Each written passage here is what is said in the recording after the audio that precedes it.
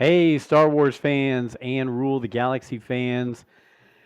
I am learning to be a producer on this as we speak. I'm doing this on the fly with no D-Doc. It is Joe. It is the Rule the Galaxy podcast. We are at chapter 314 of the Rule the Galaxy podcast. D-Doc, as usual, running a little bit tardy. And we're going to have a special guest who's going to hop on. He's going to be live when he hops on here. So hopefully he's ready and raring to go. But thank you for always following, always listening, always commenting, all those things you do. We appreciate it. Episode 314. As always, if you're watching us on YouTube, we appreciate this because it's just fun. And who wants to watch a bunch of old, ugly guys on here? But you do. So thanks for doing that. And then you can listen to us on any podcast platform of choice. Email us. I always ask for emails. Guys, it would make my day if I got like 10 emails. I don't even care what the topic is about. Rule the Galaxy, SW at gmail.com. That's Rule the Galaxy, SW for Star Wars at gmail.com. Chapter 314, we're going to start around the horn until D-Doc and our special guests show up. We're going to start with the guy who's here first with me, Brent Dykman. How are you, Brent? Yeah, so wasn't expecting that. Yeah, so I apologize if anybody's watching this. I mean, if you're listening, it doesn't really matter. I am banished to the downstairs because I've been told by my family that I am loud. So I can't really record in the hobby room. Um, and so I am in the dark because the lighting down here is atrocious for this. So that is why I'm the man in the dark. Other than that, kind of ready to start talking about the Andor, Force Awakens. I don't know. There's some news about the director that's come out. Anything and everything. The wars. Let me escape from my reality. Before we get into the wars, Brent, how's everything else going in your life? Anything big, new, different, anything exciting? I know we talked about your son last episode, and I know everybody was concerned, so we thank you for the update Oh live while we were on air. Everything yeah, else going all right? yeah. You were recording when I was in the hospital with him. He's all good. He had a bout with flu A. He's not 100% medically fragile, but he does and is susceptible um, to lung infections, and Okay. he is also not the strongest, and because of all the genetic developmental delays that he has, so everything becomes a big concern. Um, two or no, not 2 years ago, in 2019, he actually caught a pneumonia that caused his lung to collapse, and he was on a ventilator for a month. And anytime that he gets sick, the family goes into PTSD that's what's going to happen. Um, Legit vomited. He was sick. He had flu A because cheerleading was going on. Dad drew the short straw and had to stay with Hudson, and he decided to pass on his love of the flu to me. So then the next week, I was down with the flu A for about 4 to 5 days. Cough sucked, but back everything. Everybody's all good. He's actually chilling right next to me watching little Einsteins. It looks like right now, which is not normal. It's usually Mickey Mouse Clubhouse. Um, but yeah, we're all good. Thanks for shouting it out. I was actually watching for that one real quick that time. So Nope. I Well, missed the Andor one, which I hear is probably one of the best shows that we've ever had. I mean, we've had 300 and some shows, but the best show that we had was the Andor live watch along. Um, Thanks, Adam Parker, which I'm sure you'll show up at some point and chime in here. But yeah, uh, ready to talk wars. you got it. Before we hop on to our special guest who is now with us, I'll go over to my cousin, my relative in the force, Is his name Alfie. Vinny? It's not Vinny. No, it should be, but no. No. Hey, we're doing good. It's been a big week. Inslee turned 14 Ooh. Tuesday.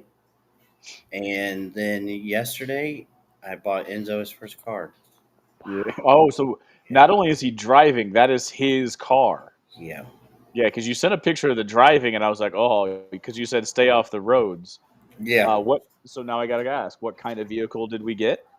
It's actually a 2009 Pontiac G6, which is a little old, but it's been in a garage, and it only has 50,000 miles on it. So it was a good deal. Fantastic. Yeah. Does he play that song G6 on the? No, No. no, he doesn't find that funny either. That's a shame. That's Yeah, a shame. yeah, I'm gonna Uh, wear that one out. yeah, I would just put it on repeat right there in there. Well, hey, as he always does, the man of mystery is with us. Okiro, how are you, sir? Glad to have you back. Can you hear us? I see you there. Okay. He's with us in spirit at least. Let's see if he's with us with sound and any kind of vocal things here in a minute. But I'll tell you what, guys. While we're waiting for Okiro to chime in, I'm living the bachelor life from now through Sunday. Usually, um, I go to all the different things that Joey does all around the country, the comedy things, the meetings, the different interview things he does. Well, Lori let him know, and Joey and Lori might be watching this right now.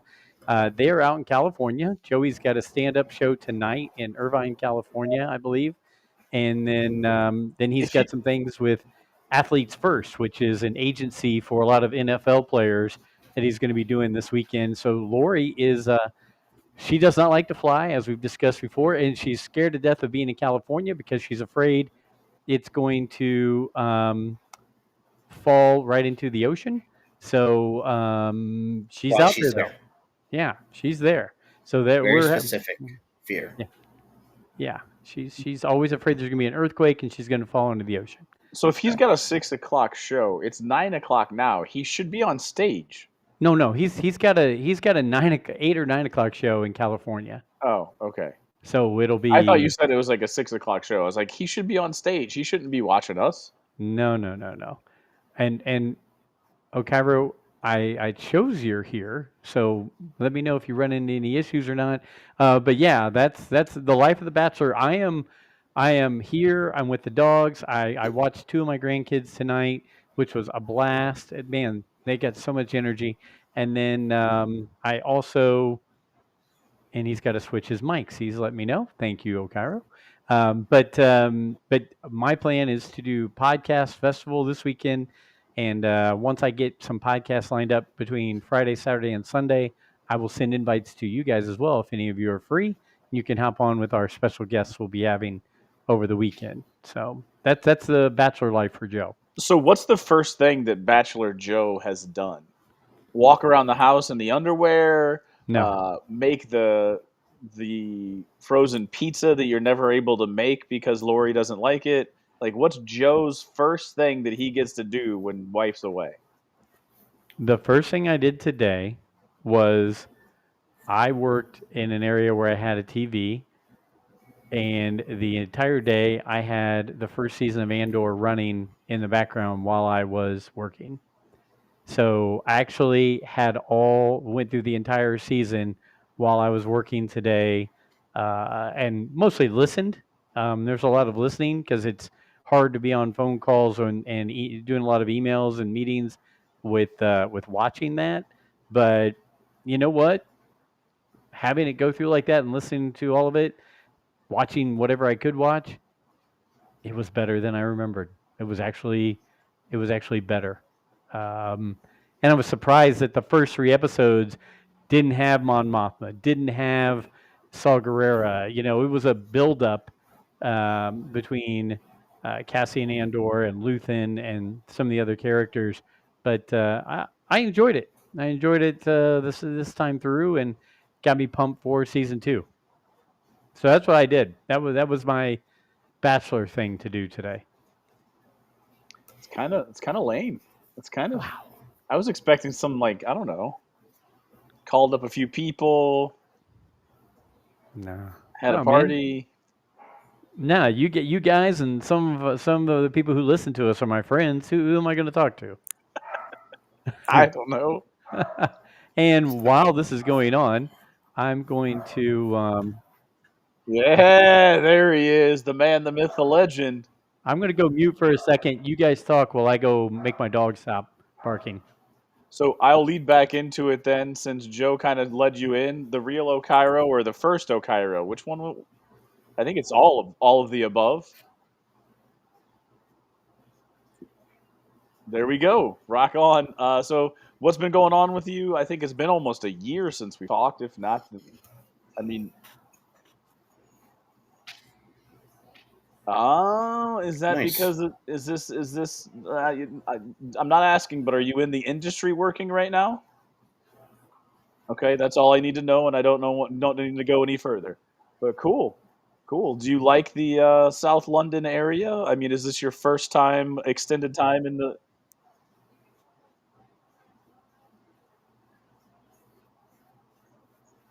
I mean, you get the, but you have the traditional fish and chips. What? Oh, ah. Okay, okay. Are you a bagel? Are you a pizza? Are you a slice of pizza guy? Like, what is your New York food of choice?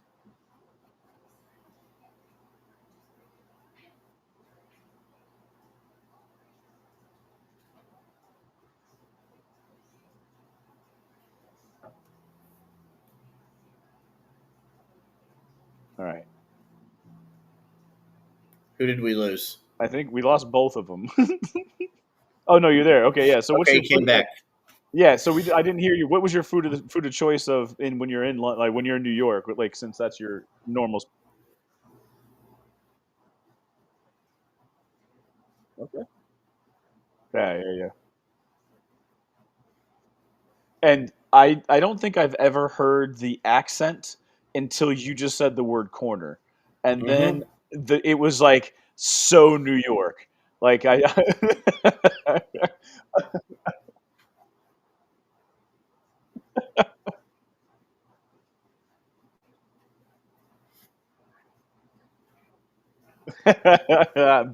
on the corner. It was the corner. There was a distinct New York corner. So all right. So you're coming in. So you're out. You're in London for work. How long? I mean, what's your timeline? Like, how long are you out there for? Okay. Okay. Okay. So that's a decent amount of time. Gotcha. When did you get out there?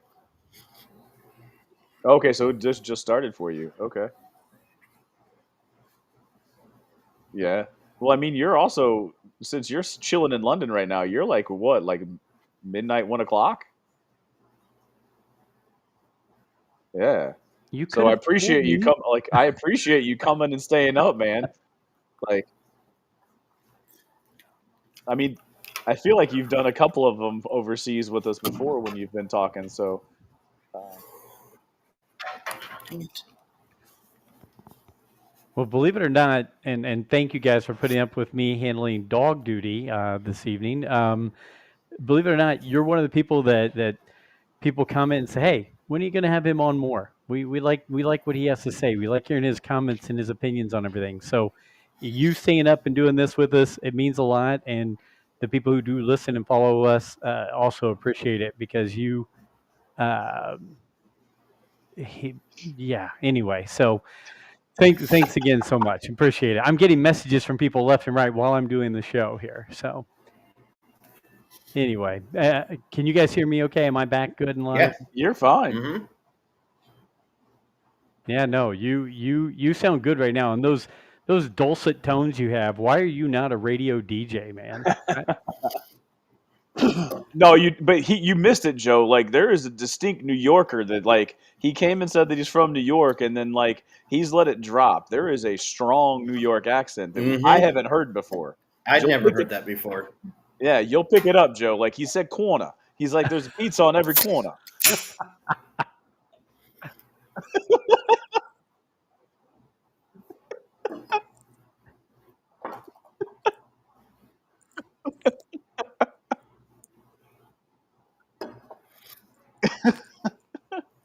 Do-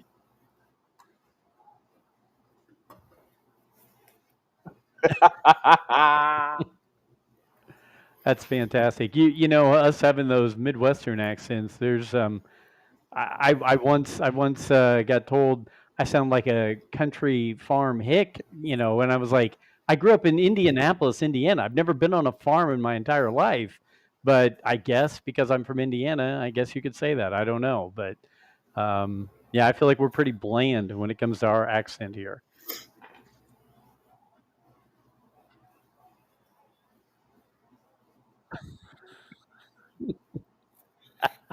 I think that's also because you've been around New Yorkers for several years, and they would send you to oblivion just for the fun of it on their shoulders.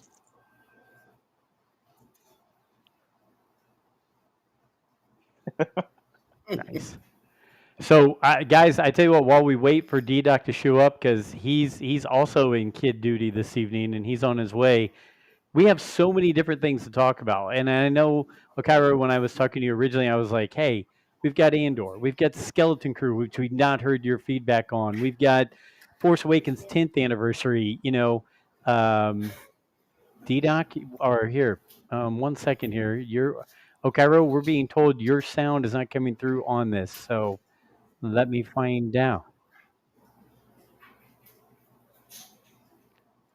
We can Yeah. hear you, but I don't like. Uh, Where are they not hearing the sound? Here we go. We're getting from D-Doc mm. and Joey saying we could not hear D-Doc on, or could not hear Okiro online. Guys, if you're listening, D-Doc or Joey, can you hear him now? Give us There's a there's like two Right. Okairos. There's one here and one yeah. here. I'm gonna remove this one off here because that one is making when you speak, this one's lighting up. So try that one again. 1, 2, 3, 4. 1, 2, 3, 4. Yeah, I'm gonna. Okay, so that's the imposter. Get rid of him. Okay, I'm hearing you now. Who's got the garbage disposal running? Sounds Is pretty that nice though. is that Alfie? I'm guessing that's Alfie. Okay, now I'm being told that we do have you on there, Okiro. So for everybody who's I listening, I I bet you. apologize. Well, I was trying to figure out. Yeah, it might have been when we had him. I don't know. I No, don't no, no. remember. When your first mic wasn't working, Okiro, Yeah. your emoji or whatever we want to call it. What do we call it here? Your symbol was there. Avatar. Yeah. Yeah, your Yeah, my avatar was there. avatar. But when I added your second one, your avatar was still there, but your sound wasn't. So, hey, we're only 10 minutes deep into the show. Thanks everybody for letting us know. And you missed all about his New York accent and Oh his yeah, in yeah. London, England, and everything else. You were playing it through Brent's and Alfie's mind while I was taking care of dogs. Um, but I tell you what, Okiro, now that people can hear you, and let's just play backtrack here because we've got so many things in front of us. Skeleton Crew, okay? I know it's been a little while, but I would really like to hear your overall thoughts and ideas of what Skeleton Crew was and what you thought people thought of it. Okay, so funny thing is, I stopped. I was kind of checked out of Star Wars shows because I'm like, I can't watch Star Wars show number 16. I'm just kind of checked out. I did not care anymore. So I went into Skeleton Crew thinking, oh God, this after the Acolyte, how bad is this gonna be? And I was surprised actually. I thought it was this cute little charming show. They didn't pull the bad guy redemption with Jude Law. It was something I'd show like the kids in my family. It was very enjoyable. I think lots of people walked away from it saying, okay, it didn't break the internet, but it didn't like hurt the way I view the franchise or cause any fights. It was just this cute little show about these kids traveling through space. So I kind of like that. I like that it was just this little one-shot story that didn't have to connect to the entire galaxy. Okay, so a thumbs up from you on that show A, overall. a thumbs up, mostly, yeah. Okay, Brent. I have an additional thought on that only because I work in a high school setting, so I deal or I'm around 14 to 18-year-olds all the time. Oh, my Um, condolences. no, My it's fine. condolences. It's fine. There was a group of kids like in August or whatever that I found out were Star Wars fans, and I hadn't checked in with them for a while. So I walked up to him, I don't know, maybe last week, 2 weeks ago, and I asked him about Skeleton Crew. And his answer to me, him and his friend, who were big Star Wars fans, they can talk to me about Star Wars in a good way. Both said that it didn't resonate with them, and they thought the kids were annoying. And so that made me think about, is it generational? Because our generation had the nostalgia, right? The older, the 40 somethings had the nostalgia for the kids, and it gave us a little bit of that feel. And I've heard from a lot of people who had kids that were in like the 8 to 10 range, a little bit younger, and that age group of children or child liked it. So did they miss out on that middle gap age? Uh, I think Skeleton Crew. I think Skeleton Crew's problem is kind of the same problem most of Disney Star Wars has right now. There's a giant gap of investment people have, and like I think if you're the younger generation who like didn't have an older sibling or a parent show it to you, you have no reason to care about this IP. Like I Okay. will say that about Skeleton Crew. If it wasn't for the fact I was a Star Wars fan, I would have never watched it once. I just would have just kept. I would. It wouldn't even hit my radar. I wouldn't even thought about it. And I do think that's why the show didn't really get a bigger audience from what I've seen. It kind of just like I thought it was cute, but when it ended, Hmm. it ended. I saw no one talk about it like 2 days later. I didn't even see Yeah. spoilers. I think the general, I think there's a genuine apathy for the IP because it hasn't really found its. Sounds crazy to say, but like 14 years later, 12 years later, it hasn't really found its footing to where it belongs.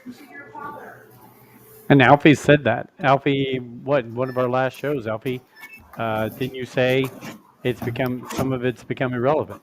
Yeah, it definitely has.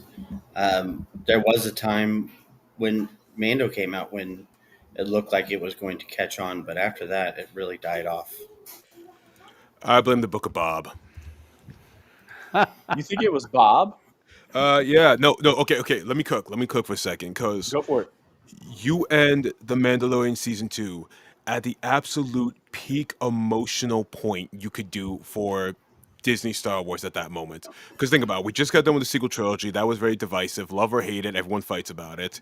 Solo, no one really watched that except for like the core audience who was gonna watch it no matter what. And Rogue One was a long time away. So then you got The Mandalorian. You bring back Luke Skywalker, like the Luke Skywalker universally everyone agrees on. And there you have it, like the original first protagonist of the entire franchise, standing right across from basically the fresh start protagonist of the franchise right now, Mandalorian, Pedro Pascal. And you have the entire core aspect of the show, getting Grogu to safety, and you have that. You have Din, you have this really emotional goodbye to this kid he's been protecting for 2 years. And mind you, we're in the middle of a quarantine right now. So it's like, what, 2020, 2021? So, like, we're all kind of razzled ourselves. Like, this is something we could all look forward to. We see Din say goodbye to Grogu, and then you just see him pass off, like, this little momentum of himself to Luke Skywalker. And that was the peak of the show. That was the emotional high point. I'm not saying you can't see Din again, but the entire premise of The Mandalorian was get Grogu to safety. That's not to say they can't meet up again. That's not to say we never see Din or Grogu again. But the premise of that show, The Mandalorian itself, was get the kid to safety. That's what they sold us on, and that's what they delivered. Hmm. And just for like a spin-off show of a completely other character to just essentially have Luke Skywalker yeet the kid out of space camp and throw him into some weird Boba Fett side plot with Din, and they just reunited immediately a couple months after. It just takes away from everything. Okay. I D got it. Doc, real quick. Hi, how are you? I came in and had a good time. I can see. Well, I will tell you as we keep learning this new system, because D Doc was caught up with kid time. I went in as a producer mode. Well, you can only have one producer mode in at a time. Did I kick you out, Joe? Because So I Yes, got you in here did. and I'm like, "Where's yeah, Joe at?" And then I saw my name was Joe Molinaro. I'm just like, "Great!" I'm like, I screwed up something else again. nope, it booted me out, and I thought, well, that's it. They're going to run the rest of the show, and then I went, wait a minute, D Doc's there, so I have to go jump out. But D Doc, how are you doing before we jump into more stuff? pay the $34 a month for StreamYard if you're thinking about switching to EvMux. There's too many problems that happen on this stuff. Sorry, EvMux, That's the you're way they cheaper, get you. but That's the way they get you. They offer cheaper features and then they keep jacking the price up. I know. It's Disney Plus. Yeah, it's funny because I sat down here and was about to jump into the studio, and I was like, "Let me run upstairs and do one more check." And there's Addison standing in the hallway, and I'm like, "It is bedtime. I got something I got to do here. It's 9:30. This child's been just yapping to herself for like an hour and 15 minutes in the room." So Joe's seen her. She's a little bit crazy, but she's gonna do something good in her life. I know that because she's fearless, but she's also a little bit crazy. So It's that's the what I'm third one, man. I know it's wild, but yeah, I'm hyped up for the show here tonight. So I'm glad I actually checked that live stream. That's really weird the way that happened, but yeah, Yeah. I could hear you guys talking, and I'm like, I cannot hear Okiro, so it made for pretty funny conversation. Well, obviously, my son and my wife are listening in California because Joey's sending me texts going, "Dad, I can't hear Okiro," and I'm sitting there going, Why am I getting this right now? I'm listening to him right here." So yeah, it's been fun. It's been on the fly here, but look, I'm glad we got the Skeleton Crew catch up from you, Okiro, and let's jump into the next thing. We had a Hey, great. Go ahead. can I jump in before we get Yeah, into serious? I just have to show these off. Oh Toy yes. time. Oh yes. Toy time. It's not No, toy time. not toy time. Oh, it's the shoes. Yeah, check It's these the out. shoes. Since we were talking about Boba Fett. Get those bad boys closer to the camera, Alfie. Get them up there. Well, all I can see is that little square, so I'm trying my best. Yeah, they look nice. Hey, those look dope.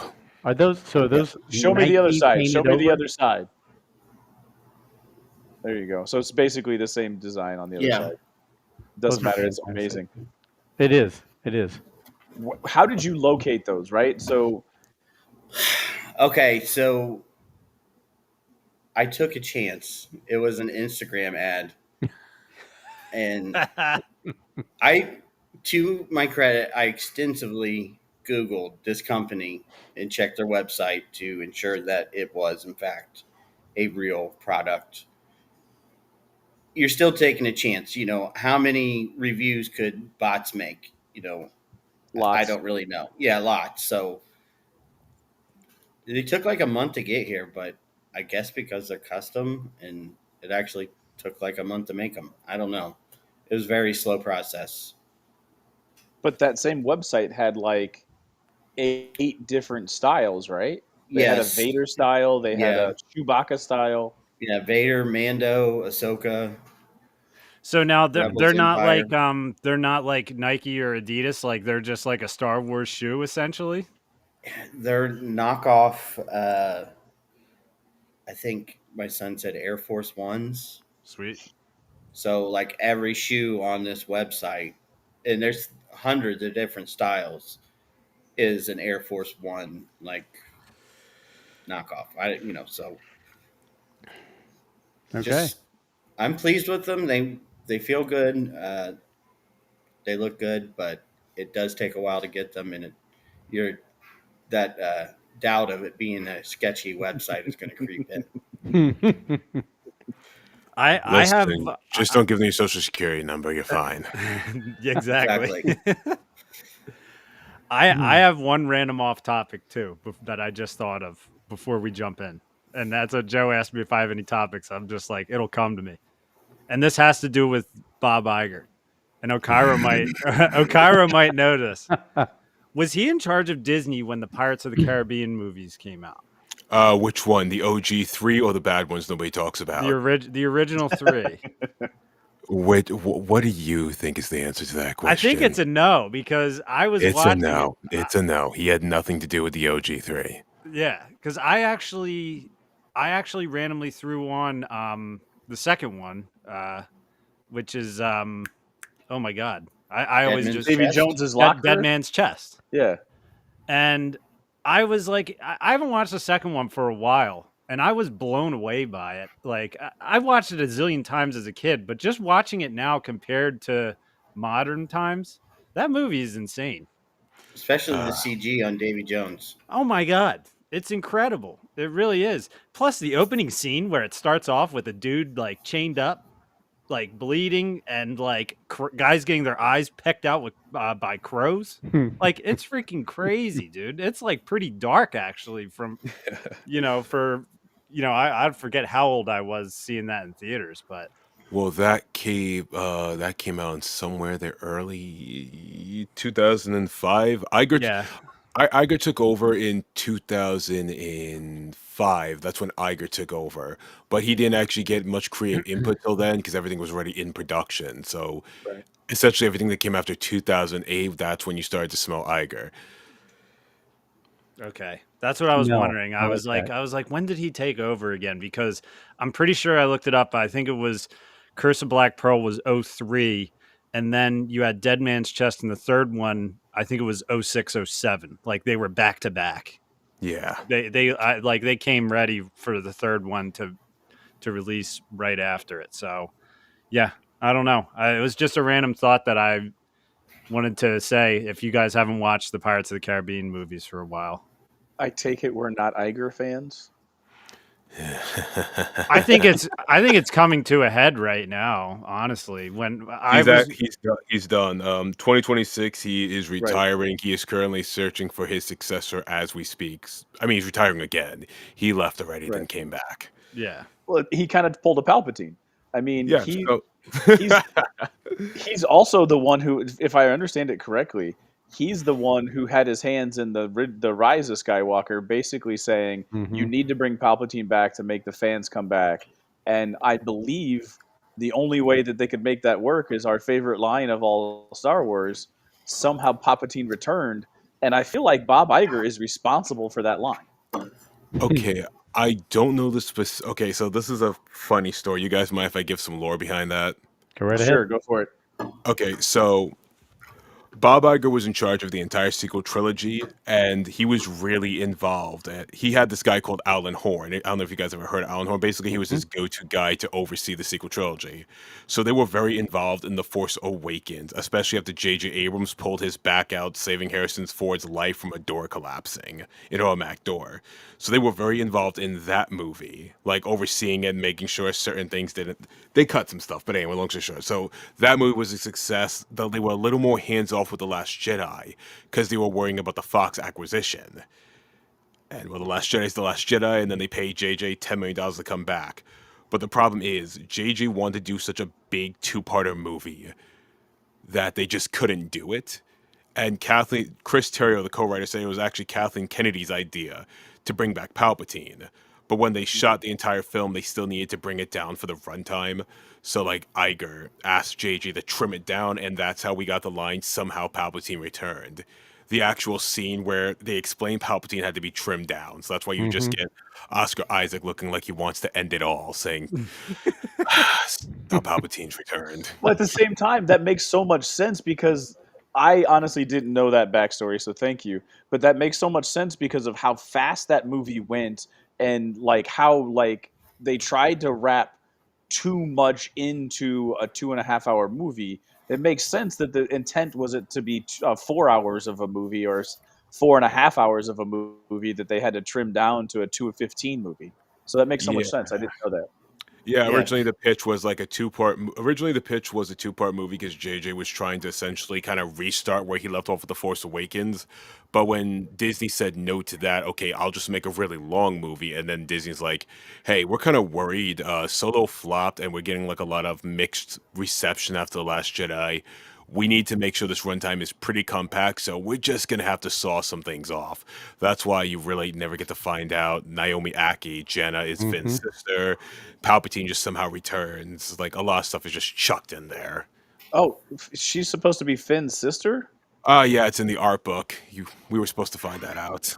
I Is thought she? you're Are supposed they to. also connected to Lando or not? No, yeah. Are they also connected to Yeah, I Lando? thought at one time she was Lando's daughter too. Oh yeah, no, one time she was Lando's daughter, but okay, so she's gone through like multiple different rewrites. She started as Finn's sister, then she became Lando's daughter, and now she became we don't hear from her anymore. So like that's her trajectory. Yeah, that movie moves so fast just so that while you're watching it, you can't think of anything. You Mm-mm. just have to try and keep up. And not to get into a sequel plunge here, because there's too many things we could hit on. But you know what? I look back and I think how disgraceful was the Hux character from The Force Awakens Oh to the God, end yes. point in The Rise of Skywalker. They made him How, like your son's. I'm It's sorry to cut you off, embarrassing. Okiro. Your son's calling him bitch boy Hux is so hey, that's what classic. I call them. When your son called him bitch boy Hux, I was like, that is exactly what they turned him into. They Yeah. turned him into this clown, and I hated it. He was such a cool character in The Force Awakens. Just think Yes. about that. You have this big, gnarly sugar daddy in a robe projecting onto like everyone. You got Darth Vader's emo bitch grandson right there. And you have them both crashing out, and you just have General Hux staring at both of them like, I'm not scared of you guys. Can we get this going? He didn't flinch. He didn't run. He's telling Ren, careful, Ren. I'm Ginger. You can't use the Force on me. And then Yeah. immediately in The Last Jedi, he's turned into a bitch. And then in The Rise of Mm. Skywalker, a Oh, spy. it's just like bad, and he's not even the same. Yeah, not even No. close to the same character. No, and like, why would you waste Donald Gleason like that? Like, Donald Gleason's a great actor. Why would you do that to the guy?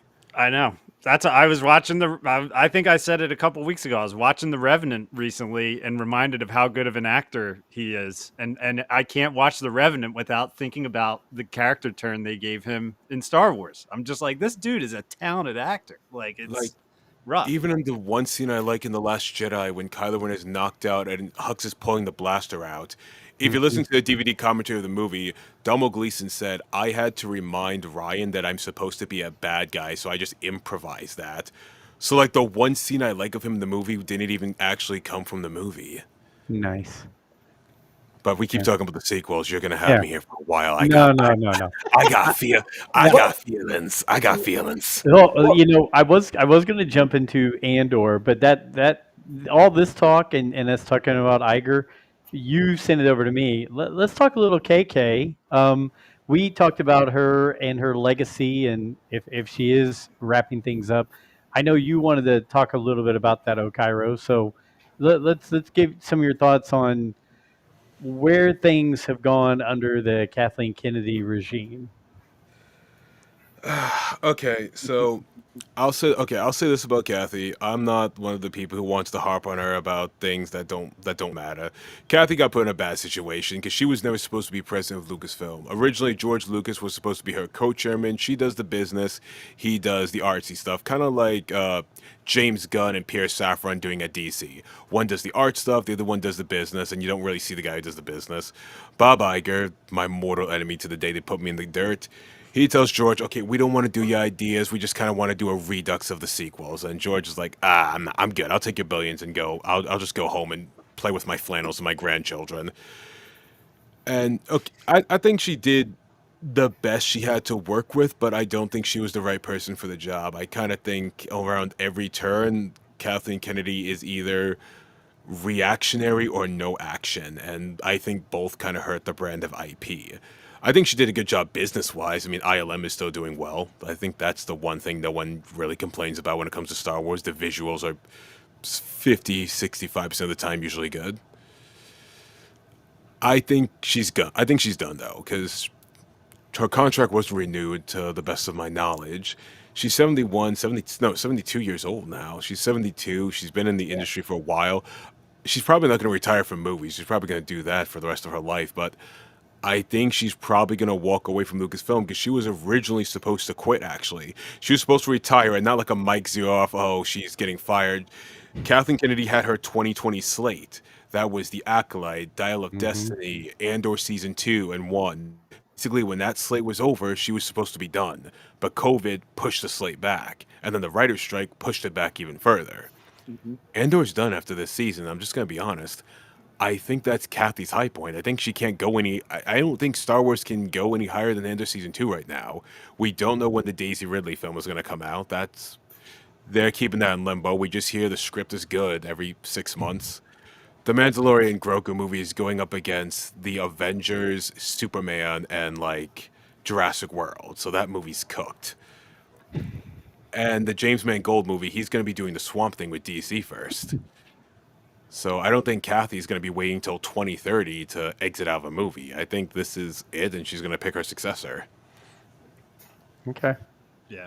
All right. So who do you think, from your knowledge, because you are probably one of the only ones that we know that has fingers or in the industry, who do you think? Like, what are you predicting? What do you think?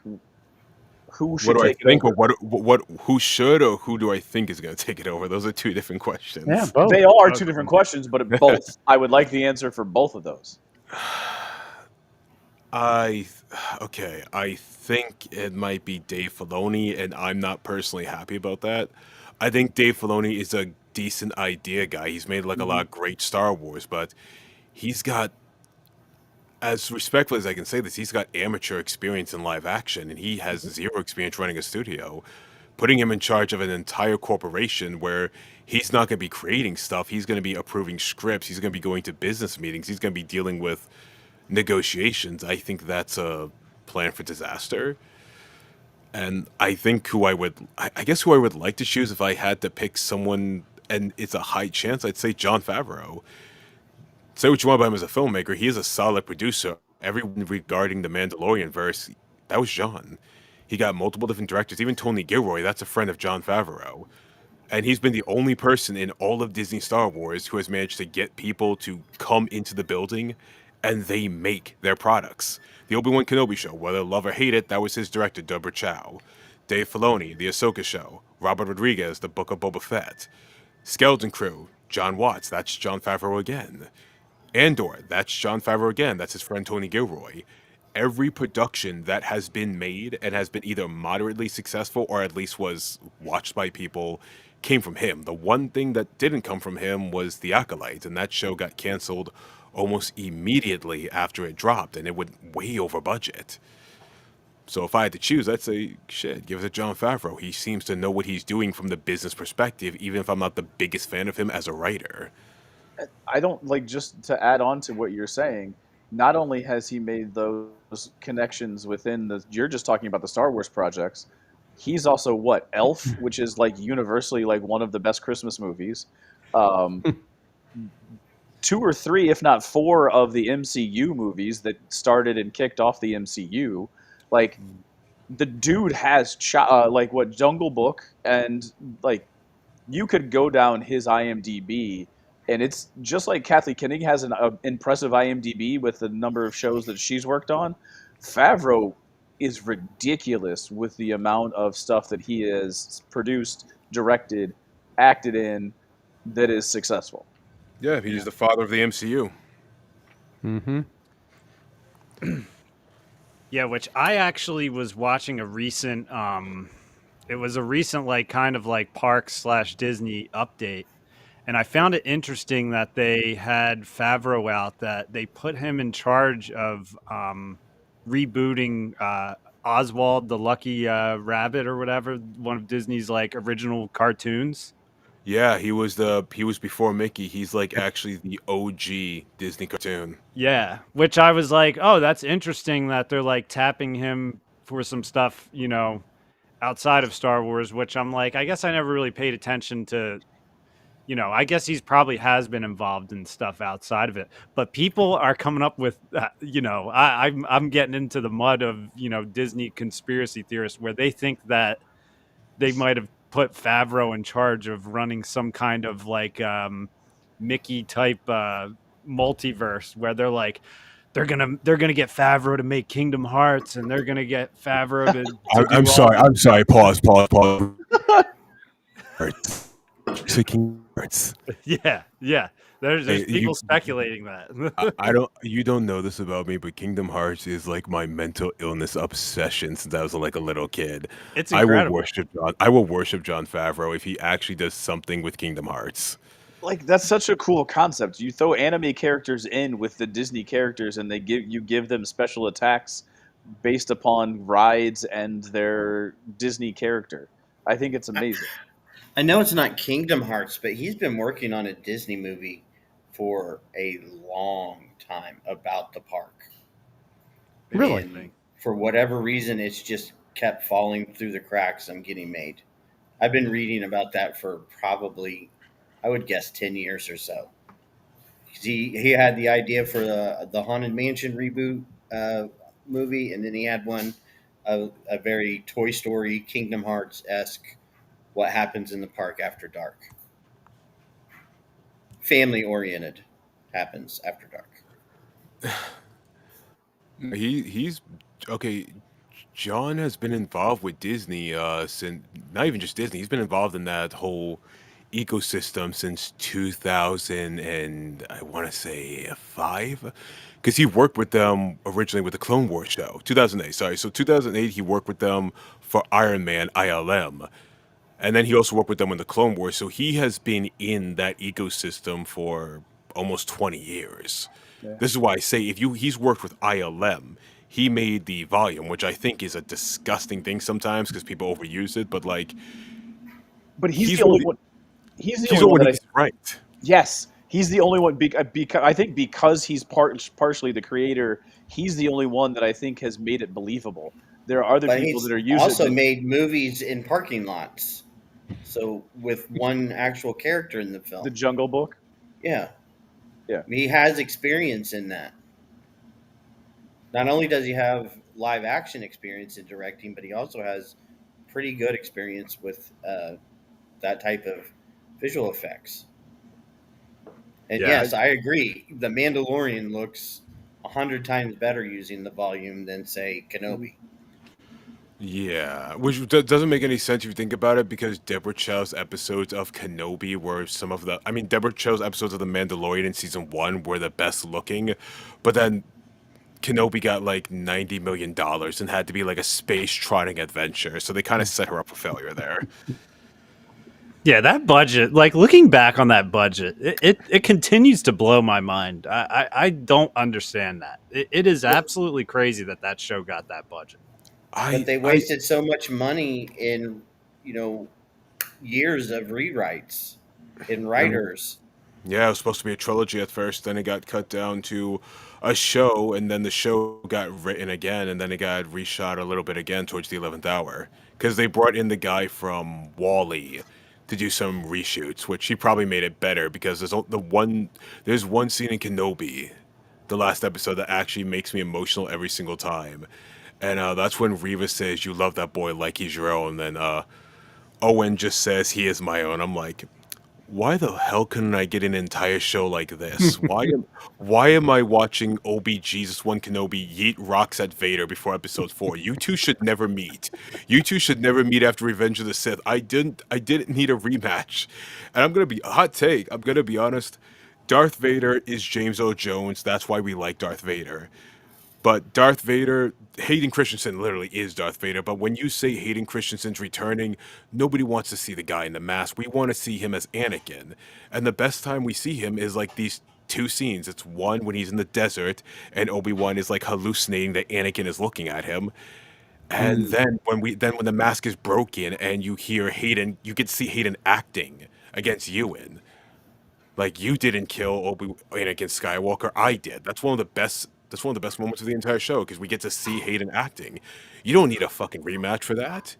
You can have Obi-Wan just being depressed and having hallucinations and nightmares, and you get the same effect. Hallucination and nightmares. I love the idea. Go ahead, Brent. I was just gonna say the only other thing I do think you need is you do need Vader walking down the street, snapping people's necks with a flick of the wrist. You Yeah, That's pretty did good. you can you get did that in a dream sequence too. yeah, You yeah. can You're do right. everything. Like Mike Flanagan, he just said recently how he wants to literally do just that. I've been ranting for years.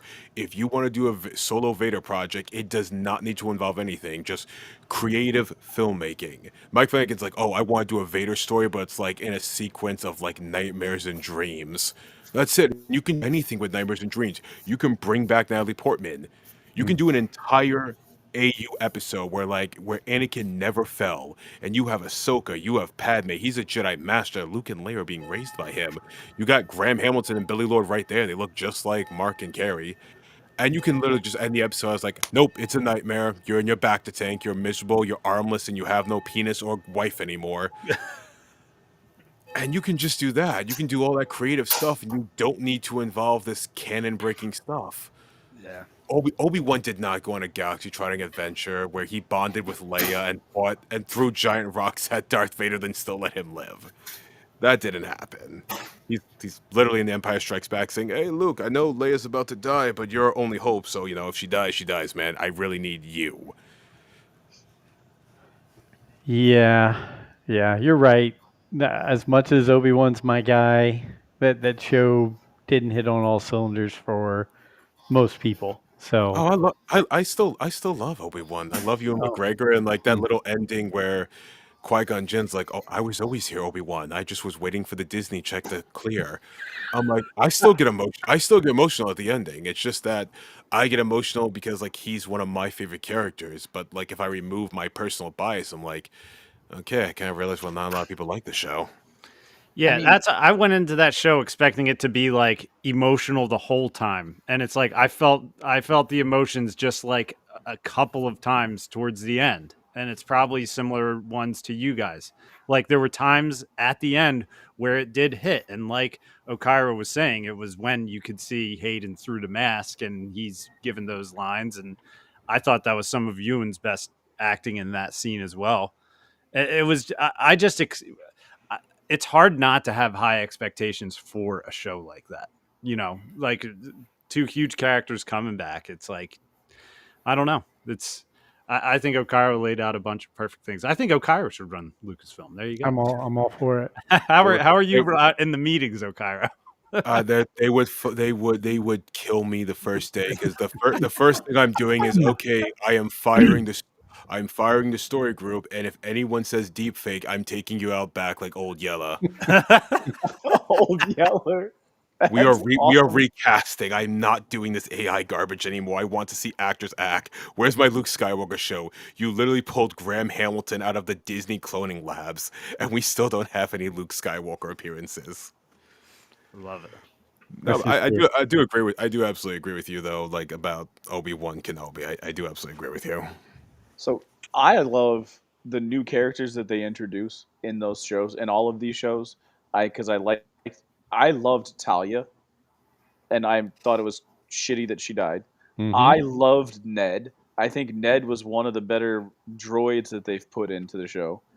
Those are the two that I think were probably the best that were introduced that I want to know more about. But they killed Talia off, and I think Ned died as well. So Yeah, he That, covered that's an, a grenade. right, trying to that save her, right? yeah. That's another problem I kind of have with these shows because like you bring all these really talented actors in, Hmm. and then you either kill them or you can unlock them, and I'm like, I get this actor in Star Wars. I've always wanted. Oh wait, I can never see them again. Like I like the actress who plays Talia. Hmm. She's from Game of Thrones. Right. I don't think Moses Ingram got the best material, but I like her as an actress. She just did a TV show on Apple TV with Natalie Portman. I was just thinking that I know she's in something that's like a dramatic show. She's in Deli Boys, I think, in Hulu. Huh. Um, Yeah, and Lady in the Water and Apple. She's really good. Same thing, like The Mandalorian. You have all these great actors come in there, and I'm just like, why don't you guys just make one big like Game of Thrones show? Do we really need like The Mandalorian, Mm. Ahsoka, Skeleton Crew, The Book of Boba Fett, and they're all happening in the same timeline in the Why same not era with just the same characters? why not just make the Star It's Wars TV it universe? seemed like it was going there. That's what they were building up to, and then it just kind of dropped off the map there. Well, To yeah. me, watching the Mandalorian season 1 and 2, and then the Book of Boba Fett, and then what they were saying Ahsoka was going to be, it seemed like it was all going to come together into one thing. And I think eventually it does in Filoni's movie if that ever gets made. But I think you've Uh, waited too long at this point to I, try that. I don't think we're getting the Dave Filoni movie. I'm just gonna keep it a buck. I think they announced it originally, and then like, hey guys, yeah, the last time Dave made a movie, it was 2008 Clone Wars, and that was like not the best received. Right. I think the constellation was giving him Ahsoka season 2, and then giving John Favreau a movie because like, hey, you've made movies before. I at least know you might get a return Hmm. on this. Like, no offense to Dave, I'm pretty sure they saw the Ahsoka show, and like, I don't hate the Ahsoka show like most people, but like, I did watch it. I'm like, I don't think you can give this guy a movie and expect this to be like $1 billion return that you guys need it to be. I think both Marvel and Lucasfilm are just looking for their next $1 billion return. Each one of them is waiting for that to have. They're hoping and waiting for those to happen. So Well, it came out. Don't you remember there was that Marvel book that came out recently that said Disney views any movie that doesn't make $1 million as a box office failure? Because you gotta remember, it's not just a budget. They have they have the marketing budget, which usually around $150 million. mm, Then you have the international box office that takes 70% of everything. You have the domestic box office that takes 40% of everything. You have the percentages of the actors that get, the producers that get it, the studio that gets it, and then little odds and ends here. Like you basically need to make $1 billion to make a profit at this point. yeah. And that's if you keep the budget like around 2 million, 200 million, 3. The second you start getting to like the 4 or 5, like you're done. You need to go further than that. Well, you're talking about $1 billion movies. I'm gonna throw something out there. Some of the topics that we were going to cover. Let's talk about the $2 billion movie, The Force Awakens. It's their 10th anniversary this year. I know we've talked a little bit about it on the show, but I'll go around the room. Anybody want to start? And we'll also get Okiro's thoughts. 10 years, $2 billion. We thought Star Wars was back, baby. 100%. We thought we were flying high with billions of dollars of movies every other year. Any thoughts? Who wants to lead the way and talk about the 10th anniversary? I want to hear Okiro's story. Can you tell us where you're at 10 years ago and like what you remember about The Force Awakens, Okiro? uh, okay, so I went on a media blackout because I couldn't see the film till like I think Saturday. So like Tuesday, Thursday, and Friday, I had to avoid all spoilers. Online to see the movie, this guy revealed that Han Solo died, Mm, and so I spent like the first hour just trying to Delululand. He doesn't die. He doesn't die. Like I don't know. I didn't get spoiled for it. He did die. But anyway, I love the movie. Walked out, big Kool Aid smile on my face. I just loved the entire film. Still do. 10 years later, I'll still fight to death for it. If anyone's got a problem with that, meet me in the Arby's parking lot. I'll take your teeth out. I will fight for TFA. But I was a lot more hopeful for Disney Lucasfilm. I was initially all hands on deck. I'm like, you know what? I like this movie. I hope, and I said to myself, I hope this is the worst of the trilogy because I'm like, I hope we just keep going up. So I hope I end this entire trilogy saying, you know what, this was the weakest one, and we're just gonna get better. And then I look back like, damn, it was all downhill from here. You were the you were the best one, TFA. I'm sorry. I was hoping you'd be the weakest one. Like it would just get better and better. And yeah, I still love the movie. I still really do. And whenever I watch it, I do feel a sense of hope and potential. But I really just look back and I'm like, damn, I really wish you guys got one director to do this movie and you didn't play hot potato with the story. Or at least you kept George involved with it. You didn't kick him out the room. I still love the movie. It just kind of also symbolizes, like, damn, missed opportunity and lost potential across the board. Except Han Solo dying. I knew Harrison Ford didn't want to really come back anyway. So, like, I was able to live with that. okay. I I had so much hope. I loved every minute of The Force Awakens. Like you said, I still love. I still get excited. I still have a smile on my face. It is an awesome movie. Seeing the Falcon do the little barrel roll in Jakku, I don't know, like everything I enjoyed. And then when you see Han and Chewie come from the Rathtar transport, they come on the ship. I every time I see it, I get all the feels. And then they're standing at the same spot where they talk about it's real, all of it. Hmm. Like it's just yeah. I mean, there's so much about that I really love about the Force Awakens. You know one of the two goofy things from that movie that will, while I think it's the best of the trilogy, I was high as a kite after. That sounded bad. I was fully high hopes after watching that movie. Um, the two things. One, never getting the complete story from Maz as to where she got the saber. And Oh, I know two, that story if you want it, by the way, but keep going. I do. We'll go to that.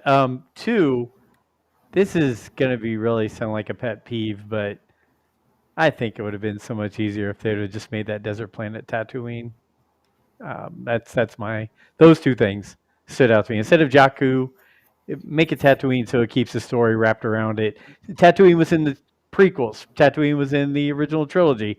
Just go ahead and make Tatooine furthest from the sun, furthest from whatever, right? That Luke tells C-3PO in the very first one, but yet it's always important and everything. That would have been cool in my opinion. So Why does it have to be a desert planet? Why couldn't we get something else?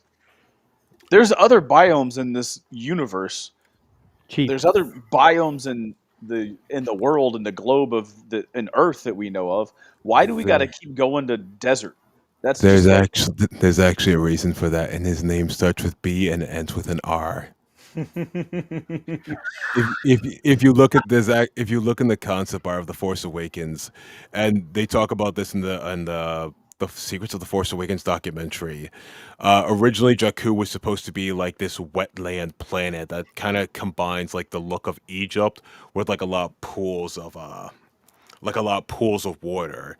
And that was the Right. original design, but they wanted to go with Tatooine to Jakku to reinvoke Tatooine look, but they didn't want to do Tatooine. So it's like that kind of sums up Disney. Disney with Star Wars, they want to give you something similar, but not the same thing. And then we got Tatooine every single project after that. Go ahead and give us the Maz thing before we hop into more. Yeah, originally Maz Kanata stole the lightsaber off of Kylo Ren and the Knights of Ren. You can actually find this information in the TFA shot list that got leaked. There was a whole sequence that got cut of her robbing the Knights and them chasing after her. Same thing with Kylo Ren and Maz had a little spat off in the Force Awakens too. You can see the deleted scene. I think the deleted scene is on Disney Plus, like the beginning There's of it. still a Really? scene that's in the trailer. Yeah. Maz force pushes Kylo Ren into the forest. People kind of forget there's like a giant continuity error because they cut that and like Kylo Ren goes from Maz's castle to just randomly being transported in the forest. Originally, it's just because Maz yeeted him half across the castle grounds. Yeah, Huh. that would have been awesome. Yeah, I can't remember if it's the second or third trailer. Is Maz is the one that hands the lightsaber to Leia. Mm-hmm. so Yep. this. I just have to say, this is the second time we have heard this. If you would put Dr. Squatch's quote up on the television, and this is the second person that wants a Chewy Maz Kanata romance arc. I just want to make sure that everybody saw that because I was reading it and lost my mind. T Bob A. Bear and Dr. Squatch. There must be something about the SEC and Deep South football fans with Maz Kanata and Chewy. I say you give them their own little love scene, make it Mhm. TVMA, and put it on Disney and put it on Hulu. Like a very graphic love scene between Maz and Chewie, and just put it on Hulu. I I can guarantee have it on my people shelves right here. I can live it in my dreams. Oh my gosh. Squatch, while I think it's an amazing piece of potential film history, I don't know if I can fully back it. I, I'm in. Let's go. I'm in on it. Yeah, let's I have fun. now I would back seeing the Huts and finding out Huts and watching the Oh, Huts here we go. procreate, but okay, you lost me there. but I guess they just bud and they just like pop out Yes, from them, so there's no real actual procreation. Anyways, I just wanted to make sure that Dr. Squatch's quote was seen by everybody, and we all know that there's multiple people that wanted a Maz Chewie romance. the one issue that I have with the Force Awakens, and I brought it up before. It's like the Hangover movie where they get to the end of the film and they get the camera, and the pictures seem like a lot more interesting of a film than the one you just watched. The graveyard of Star Yeah. Destroyers and Rebel Cruisers, man, looks amazing visually. It was a great sequence with the Falcon, but I kind of wanted to see what happened there more than what actually happened in the movie. Yeah, I don't really know why Disney shot its load with the Aftermath books. I kind of feel like if you were Mm, gonna come back, that's what everyone would have liked to see in the movies and not giving it to Chuck Wendig. I don't really understand that person myself because like the Aftermath books had so much interesting lore about everything that happened after the OT and like 90% of the fan base has no idea about it. Or just some mention of it. I think you could have explained away the yes. hey, we're on Tatooine B with this planet used to be nice, but was destroyed in this giant battle. I think that would have given a little bit more meat to the story rather than, hey, this is girl Luke and she lives on an exact replica of Tatooine. I'm gonna die on the hill that was supposed to be his daughter. It should have been. They practically say that in the film. And the script. In the fucking script. I'm not gonna say the F word because I don't want to get D-Doc and you guys demonetized, but I'm just saying, It's all right. in the script, in the script, Luke Skywalker turns to see Rey, and it says all the stuff like how he knows who she is, why she's here, and there's a kindness in her eyes, and then like they reshot the entire thing for the Last Jedi where he just looks angry and pissed off, like someone Mm, walked on his lawn. We should probably get to Andor or something, because if you yeah. let me keep going, I'm gonna get pissed No, off. no, no, no. We're gonna do one more. We're gonna do one more and then get the Andor. Revenge of the Sith, 20 year, 20 years. So Okiro, I have no idea how old you are, but I know D-Doc was perfect age for Revenge of the Sith when it came out. That kid growing up seeing that, and Alfie has said it is basically one of his favorite, if not his favorite, Star Wars movie. It is my favorite. There we go. Way based. So what do you think about a 20? It's 20 years, and what were your thoughts way back then when you watched Revenge of the Sith, and you're gonna go see it in the theater when it's out here next month? Well, when it came out, that was 2005, so I was pretty young, and my voice sounded like this because I was like a little kid. I remember being sad that Anakin was burning alive, and also kind of laughing because I thought it was kind of funny because I was a weird kid. Yeah. But no, I really love the movie because what my dad did with me and my siblings, they always do like this whole marathon of each Star Wars movie, like the OT, and then when the prequels came out, we'd go see in theaters. So like this was me experiencing essentially the end of Star Wars as a little kid with like my entire family, and I was just like, oh wow, this is the end of a thing. And like 20 years later, the movie is just okay. The movie is just like Revenge of the Sith is Star Wars in the magnum opus of George Lucas. This is what George Lucas envisioned for the future of Star Wars. It's something that no one has been able to recapture since. It perfectly combines the political aspect of the franchise that George was always trying to like perfectionize in the prequel trilogy while getting the mystical elements of the series too. Like it combines it both.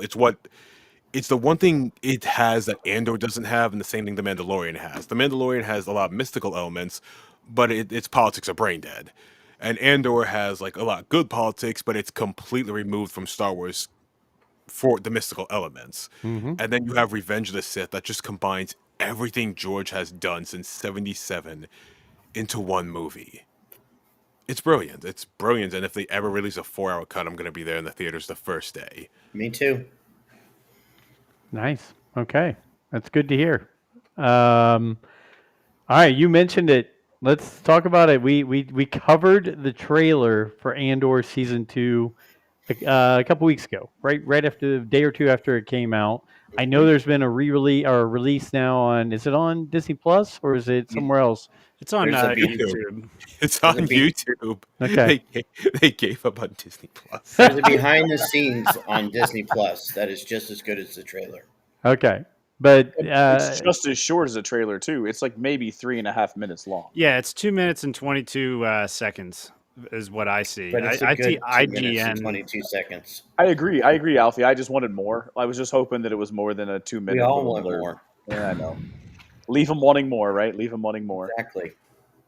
yeah, so I mean, I think we've all talked about it except for Brent. So Brent, you missed out on covering the trailer, and if we discuss going into season two, I'll let you and Okiro jump in first on your thoughts on finish up season 1, looking back at that, and starting to look ahead for this season 2 of Andor?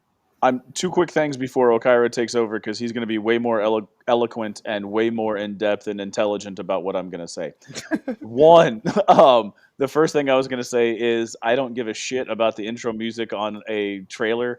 Um, the rest of the internet and the rest of the world lost their mind because it was a trailer music. I don't care. Music is not something that sits there and like lives rent free in my head. Second, those same kids that I was talking about that made me think about having that skeleton crew might be generational and that middle aged kid might have missed it just because they felt like the kids were a little annoying. Those same kids also brought up the fact that they were concerned about Andor being filmed through the writers actor strike because they kept plowing through, and I had forgotten that they had done that. When they said it, it reminded me. So they were like, I want to see it. I loved Andor. I don't think there needs to be a Jedi and everything, but I'm concerned that it plowed through that strike. And if I'm not mistaken, I thought everything was written before the strike. They were just translating it and acting it and just filming it. So they weren't, the daily rewrites might not have happened as well because of the people involved. But there is just that concern. So those are the two things I could add to the conversation. And then I'll turn it over to Okiro because, like I said, he's going to have a lot more to say, way more eloquent and way more intelligent than anything I just said. Okay, do not doubt yourself. You are a beautiful man to listen to. I'm a little worried about that same thing because it wasn't just okay. So how shows work? The show I was working on during the writer's strike had a lot of problems, even though the scripts were written because when you write stuff and when you're on set are like two different conversations, and lots of rewrites can happen on the set, or some things just don't work out the way you think it does. Like they just can't work when you get onto set, and if you want to rewrite it, you can't during the writer's strike.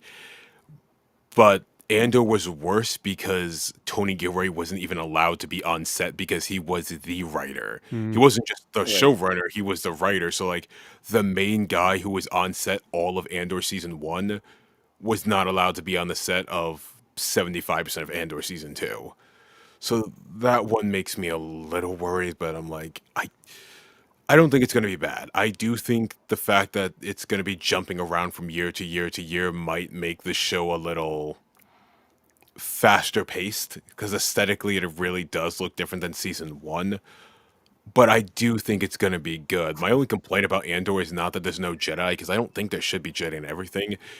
It's that it feels like the Jedi and the Force, just in Andor season 1, never existed in this universe. This is only 10 years after an entire galactic genocide of a culture, of a religion, of a government that has been established for thousands of years. There's no there's no anti-Jedi propaganda. There's no pro-Jedi propaganda. It's like they essentially didn't exist. And when you compare that to Rogue One, and I know Rogue One's not like the greatest written thing ever. I still think it's one of the greatest Star Wars movies ever. But when you compare it to Rogue One, even if you take out Darth Vader in the entire film, there's still some elements that you can feel the Jedi existed in this universe. While Andor, I'm just like, if you told me the Jedi didn't exist in this version of the continuity, I'd believe you, because it's not even a mention. Even Mon Mothma, who worked exclusively with the Jedi, with Padme, with the Republic, you think that'd be at least one offhand mention.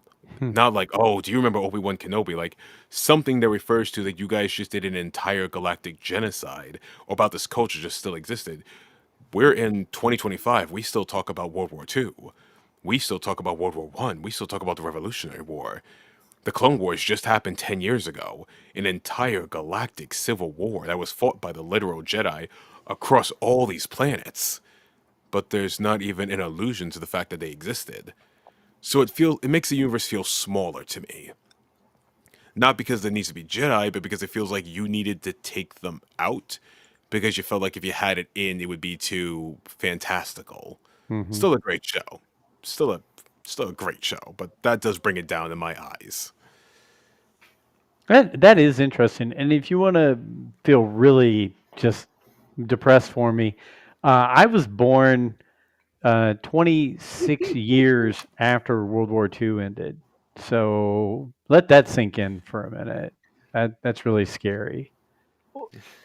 I No, mean, and that, so the go ahead, original Brent. Star Wars, the original Star Wars was only made what, like 20, 30, 27 years, 20 like 30, yeah, 32 years. Well, it was 30 years and when they were making it. It was what? World War II ended in 1945? yeah. Yeah, so in 76, so 31 years later, they were making Star Wars. Yeah. That's like us and the first Gulf War. Oh, jeez.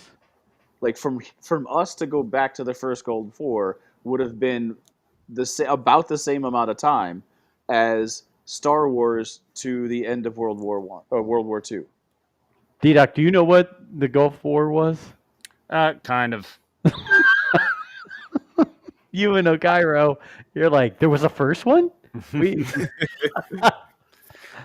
No, that's a hell of a point that Okiro brought up there, though, because it's like I do watch all these, documentaries and videos on all these past wars, and it's crazy to learn about it. And that is kind of just what people do when there are previous wars.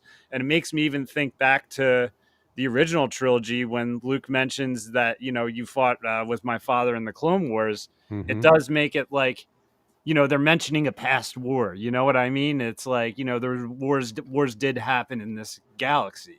So that's a very interesting point. But I will say this wasn't really brought up and showing that Palpatine really pretty much laid down the law, that it was almost against the law to discuss anything related to Jedi, anything related to the Clone Wars. Like he wanted that stomped out. Alfie, I am I, mean, am I right on this? But wouldn't that, let me think how to say this. Wouldn't you think that would make the rebels that much more to talk about it Yes. yeah, because the of his insistence? of yeah, the Jedi would be. I mean, even the rebellion, the symbol of the rebellion is basically modeled after the old Republic, the Jedi symbol. Essentially, if the Empire said talking about the Jedi is bad, I mean, then of course the Jedi would become a symbol of rebellion, and you see that across other Star Wars projects. And I know there is the conversation of Star Wars becoming very tacky with its synergy, but also when you're making a story that is very heavily leaning on this one aspect of them, I'm like, I don't know if you can exclude it. I think season two is going to change that, whether or not that was what Tony Gilroy wanted or not. But I think season two will rectify that, where we will start seeing more mentions of this, since we did see Luna, I mean Cassian Andor, I mean he is Diego Luna. We saw Cassian on Coruscant, so we're probably going to get more of that. You do have some wiggle room to why it's not mentioned. It's just like a weird little thing where like it's not mentioned because the creators don't want to mention it. Do you think it's going to feel bigger because it looks like they're going to be on several new like this season be bigger and try to expand on what you were saying it felt smaller because in the trailer you're seeing at least three different environments that you haven't seen before. It looks like you have that Chandrilla and they've talked about this genocide that's going to happen. You see this wheat field, there's another one with like a group of people wearing robes of like really bright colors, like on giant staircases. Now that may be the same cities, but it seems like there's going to be newer environments to possibly open up the size and make it feel bigger. Yeah, I think season two is going to feel bigger. Its pacing is going to be faster, and I think that's going to be divisive for some people who like the slower pace of season one. Mm-hmm. But no, this is going to be a bigger season because we're going to be. They said we're going to be jumping all the years between like Andor season one Mhm. and Rogue One the movie. So Right. you're gonna see you're gonna get probably a Bodhi cameo, Riz Ahmed. You're probably gonna get a Felicity Jones cameo because she already said she was desperate to come back. She really loves the character Jenner, so feel bad. She was signed on for two movies. That's another conversation. But you have Jenner, so probably coming back. You're probably gonna get little cameos to Saw Gerrera again. I think we saw Saw Gerrera. Mhm. Yeah, Yep. he's going to be in it.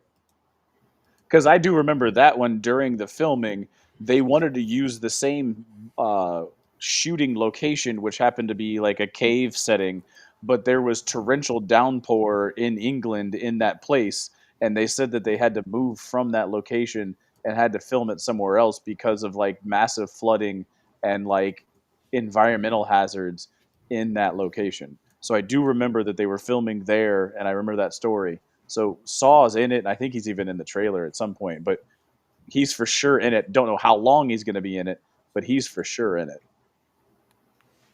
Are we Yeah, gonna no, see? I mean, Are we gonna see Galen or so? Because then you'd have, we should. We Why see wouldn't you? Krennic. yeah. I don't think so, but No, it if we begs see the Krennic, question of why if we see wouldn't you? Krennic, if He we fits see right Krennic, into we the should be. story. Yeah. Yeah, no, if we see Krennic, we should be seeing him because we see Krennic, and that was all this whole baby the Death Star thing. So we're probably gonna see at least a cameo of Mads Mikkelsen.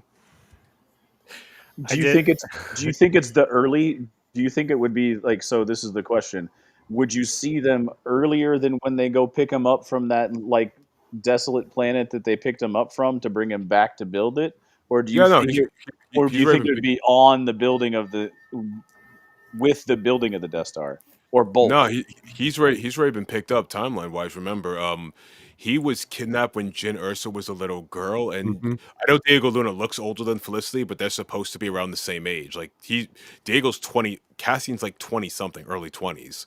So Galen's already been kidnapped for at least a decade plus at this point. Okay.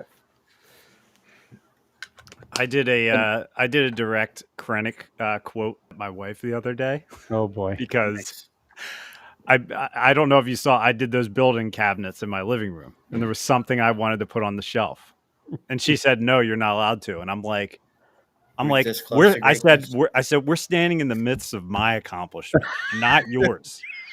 And the funniest part was she like responded to it as if I was just saying that as like a regular part of conversation.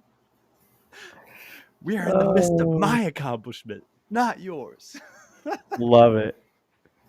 I was just quoting a scene. I'm like, here, watch this real quick, and she didn't care. Damage was already done. Fantastic. There wasn't any damage. She's used to my ridiculousness, so. D-Doc, you've got that fired up. Let's take a look through real quick and see if anything stands out in the. Do you want to go through this second trailer? We can Just a ride little through bit. it. We can cut it up. Do a little breakdown. Okay. Which, by the way, we've got Canonized Mario Jade by Dr. Squatch, which I agree now that her lightsaber sets out at Disney.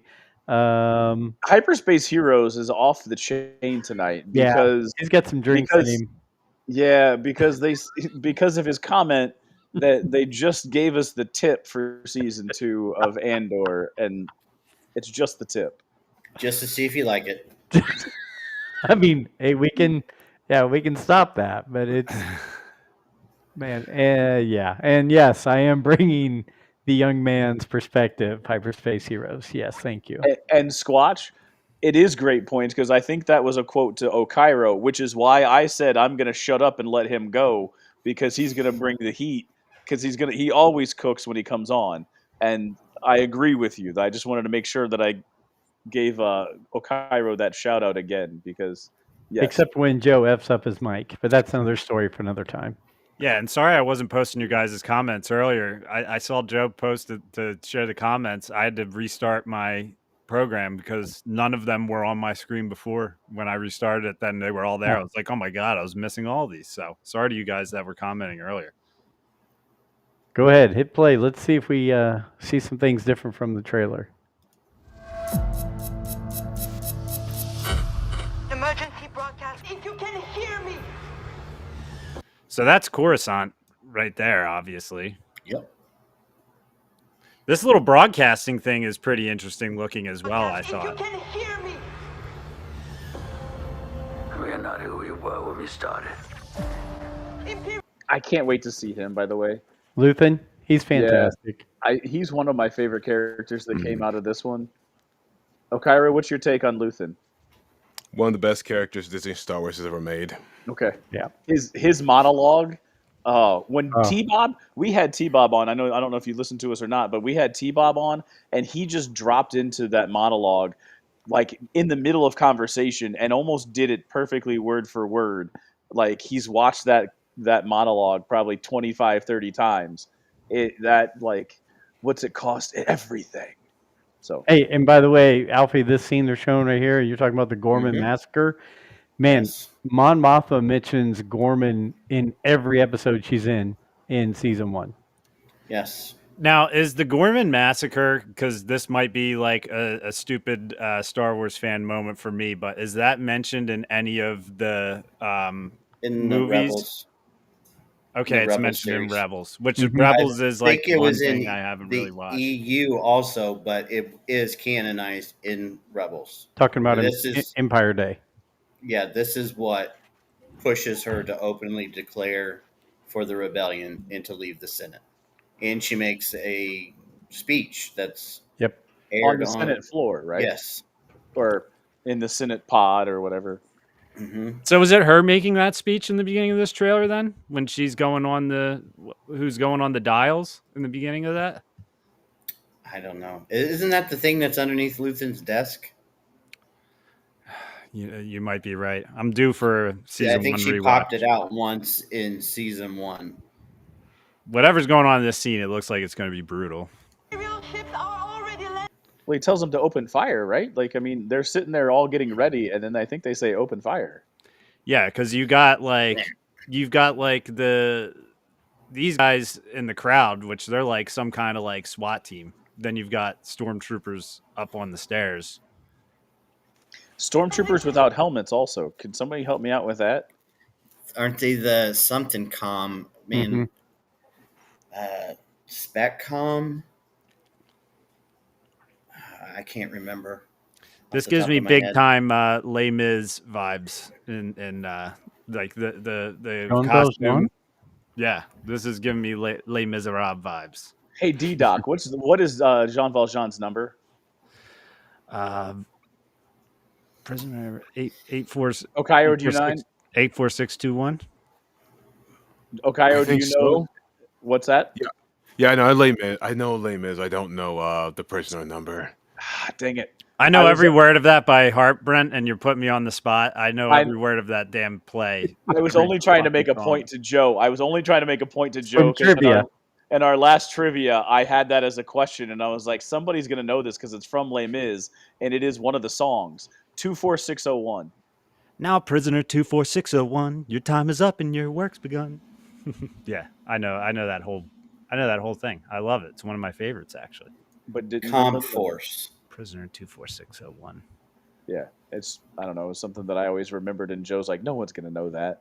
And you know what? 24601. I He was played right. I Joe was played right on that one. 25 or 6-4 by Chicago as the music. It threw everybody off.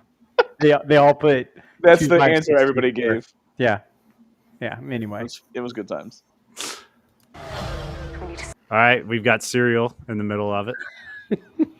speak out. We need to stand up. Is there no one who can help us? Deborah looks different too towards the end. Keep it playing. I'm like, Yeah. because we're never going to get through this if you don't keep it playing. Are we just gonna run through the whole thing then and not comment as we go? Oh, we can. I mean,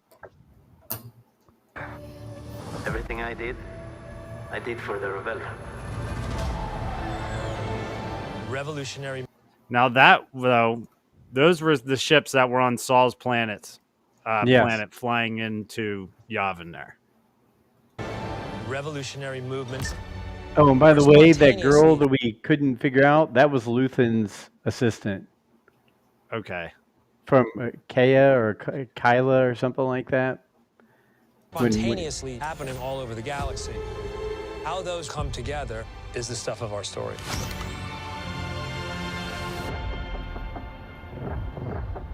If season 1 laid the track, then season 2 is the juggernaut. The Empire cannot win. Dude, that looks incredible. Okay, so all right, I'm going to throw a comment in here because we talked briefly about Kenobi and Book of Boba Fett and some different things in the visuals of this. This entire series is Star Wars visuals, like expansive, huge scenes. You know, just this is what I'm talking about with Star Wars visuals. Would you guys not agree that that's what all this looks like? It Yes. looks pretty good. Yeah. This looks like if a room in Willy Wonka and the Chocolate Factory was themed after Star Wars. That outfit kind of just reminded me of that for some reason. Love it. But that looks sick. Well, they haven't won yet. We're building a real army. The rebellion's everywhere now. Galaxy of opportunities. The insurgents have weapons at this point. We're counting on it. I forgot about that, dude. I need to rewatch season 1. You'll like him. He's very good in season 1. I forgot as well, but he plays a key role. Yeah. Maester Qyburn. Yeah, he was great in Game of Thrones.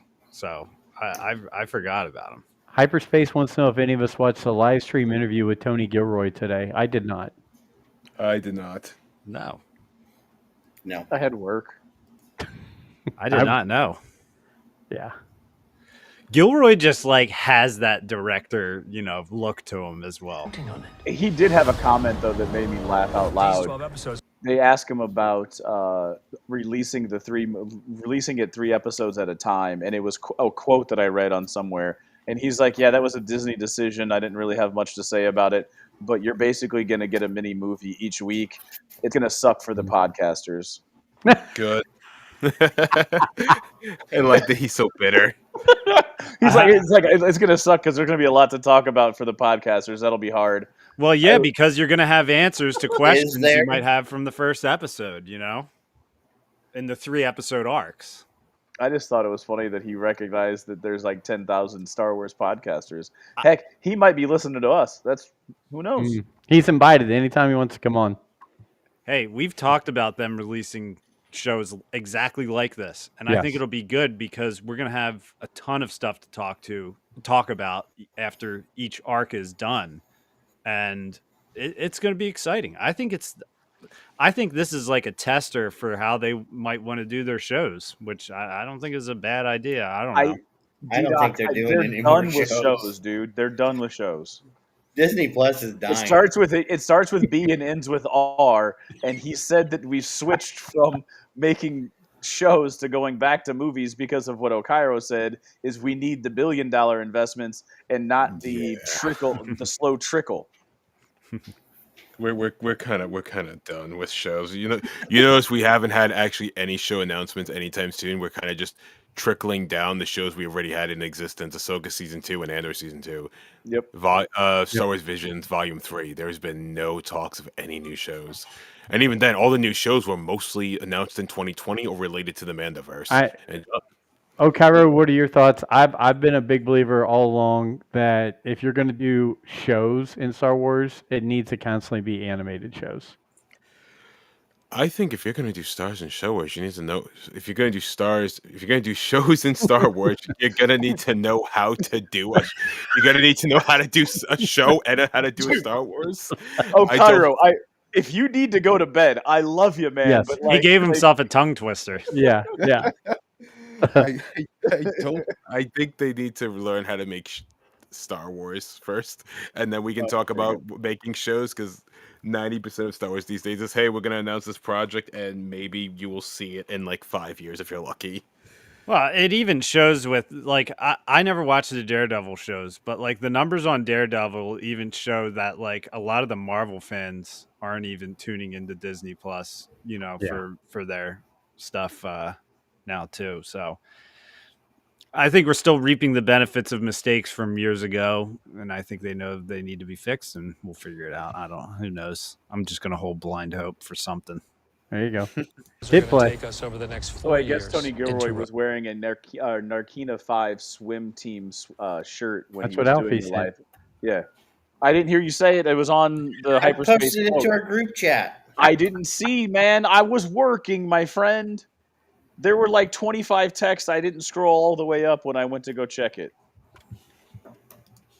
It was the last text. The complexity of the My phone's been charging. Oh, by the way, K2SO supposedly coming back. Have any of you been watching Resident Alien with the actor Alan Tudyk? It's so good. Such a good fun show. Anyway, it hasn't pulled me in yet. I wonder if this is them rolling out the K2. Oh, never mind. They were in the previous season. Yeah, they were in season. Show the possibilities. Yeah, of the but show. so my Legion, right? So the Star Wars Legion, the miniature game, they've put in a riot squad specifically because of this show. So there is an Empire riot squad, and one of the heavy units that you can attach to the squad is 2 K2 droids. So you Okay. can have 4 stormtroopers with 2 K2 droids, and they're wearing like the riot shields. So I mean, it's basically straight from this show. Did you get? Go ahead. If D-Doc. there's one thing I'm pissed about season 2 of Andor is that they're coming out with a new U-wing Lego, and it's coming with a K2 minifigure, and that's like the one rare minifigure that I have, or the one minifigure that's worth a decent amount of money by itself, because it came with a random set during Rogue One's release. You guys watch this next scene. Bono from U2's in this show. Abilities of the show. It has to be. Those glasses don't work for me. I gotta say that. Me either. All in. Nobody's allowed in here. Oh, Gunsmoke. You're thinking like a thief. I'm thinking like a soldier. Think like a leader. The size and scale of this production. Look at that set. That's what I love about this show. Mm-hmm. Is stuff like this, where you know that it's real. You know, I like it. I wonder where that location is, because that's obviously. I believe it's in England. Is Okiro? Aren't they doing almost all that, or didn't they do almost all that in England? Yeah, they did at Pinewood Studios. Do you think this is a set, or do you think this is already a structure that? No, that is that's a set of some kind. I don't know really. I'm not really sure how they made it, but yeah, that's a set of some kind. Sweet. That makes me even happier about it, that they're putting that kind of work into it. Production. Yeah, but they also used random locations for the other one that were already, and then they just kind of shot and masked it over, because they used the McLaren hallway, and they turned it into the like it's the airport or whatever, the port, the spaceport that they had. So which it worked for it. It looked great. Is unparalleled. The sets and. We're shooting shows with drones now. Am I an idiot for being surprised by that? Kind of. Is that it? I mean that in the nicest way possible. So is this the camera shooting it, or is this like a drone that's in Star Wars? No, it's a camera. This looks like someone is recording the camera. This is like a featurette, right? So yeah, that's just like BTS. Yeah. Okay. Unparalleled. The sets and the costumes are breathtaking. Everyone does the homework. Everyone takes the time, and you can tell. Proceed. This is it. This is what you live for. One day more. That's what that scene is right there, man. I'm telling you. We got the Eskimo guy back? He's back. Oh. Yeah, Same the with Saul's YouTubes. Parisians. Artisans. You mean like the Yeti, not It's a Eskimo human. guy? Yeah, Yeti. It's incredibly truthful. And it just happens to be in a galaxy far, far away. It's the urgency of the situation. Not palpable. Lock it down! If we do not stand together, we will be crushed. So that's at least 2 dancing shots, right? In this one, there's at least 2 dancing shots. They're putting so much focus on this TIE fighter that he gets into, man. That must be really a big situation. He really must F some stuff up when he hops into the cockpit of that ship, because they've shown it a lot in these. I think it's the same TIE fighter that came to get Jin on top of the tower in the preview of Rogue One that never showed up.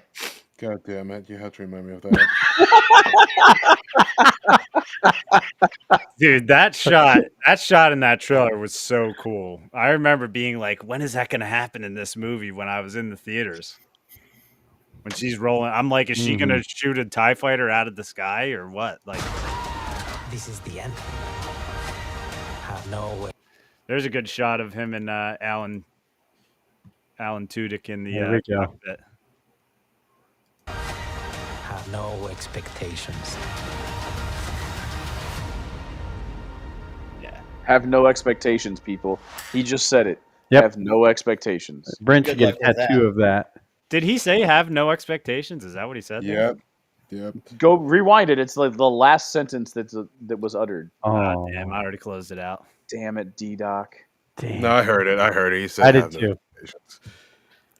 I don't know I yet. don't. I have expectation. I don't mean to sound like a pessimist, but I don't really have much expectations for Disney stuff anymore.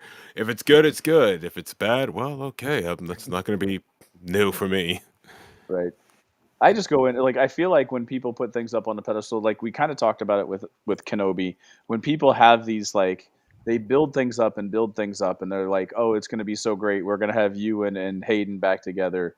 They have this expectation level, and they're always going to crash out.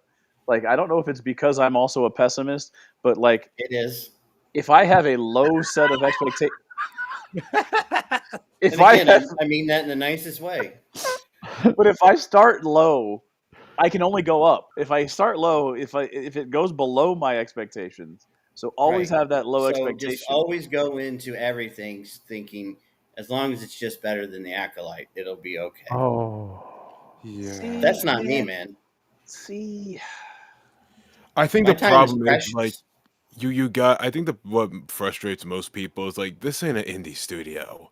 hmm Like yeah, y'all got you got money, and the only thing we hear every single time a show is done, like after the press junkets, after like the paid affiliated media is done, we just hear, oh yeah, we really want to do this one idea, but like Disney said no to it. mm, Like we just hear that every single time. J.J. Abrams, yeah, I really had a lot of ideas for the sequel trilogy, but there were a lot of ideas we couldn't do, and like we just kept getting told no. So here's what you got. The original creator of Kenobi was the guy who made the Drive movie. He was like, oh, we had a whole entire trilogy of like the journey from Obi-Wan to Ben Kenobi. Uh, we keep hearing it, so it's just like they shoot themselves in the foot. So I get why people are just pessimistic. Yeah. Like Brent, if I rolled into your house to renovate your bathroom, I have all top of the line tools, everything. I'm setting you up, and I'm like, I'm gonna build the bathroom of your dreams. And then once I start working, you're like, I want it to be like this, and I'm just like, yeah, I can't do that. You're gonna be like, what the hell? You have all these tools to do it. I have these expectations of what you can do. Why aren't you doing it?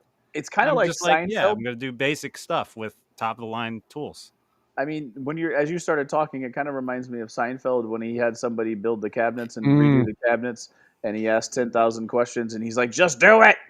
And he makes a fantastic kitchen, but it was nothing that Jerry wanted, and he hated it. And well, you just did it because you told him to do it. yep. And he had no I don't know. He like it was. It's. I understand what you're saying, but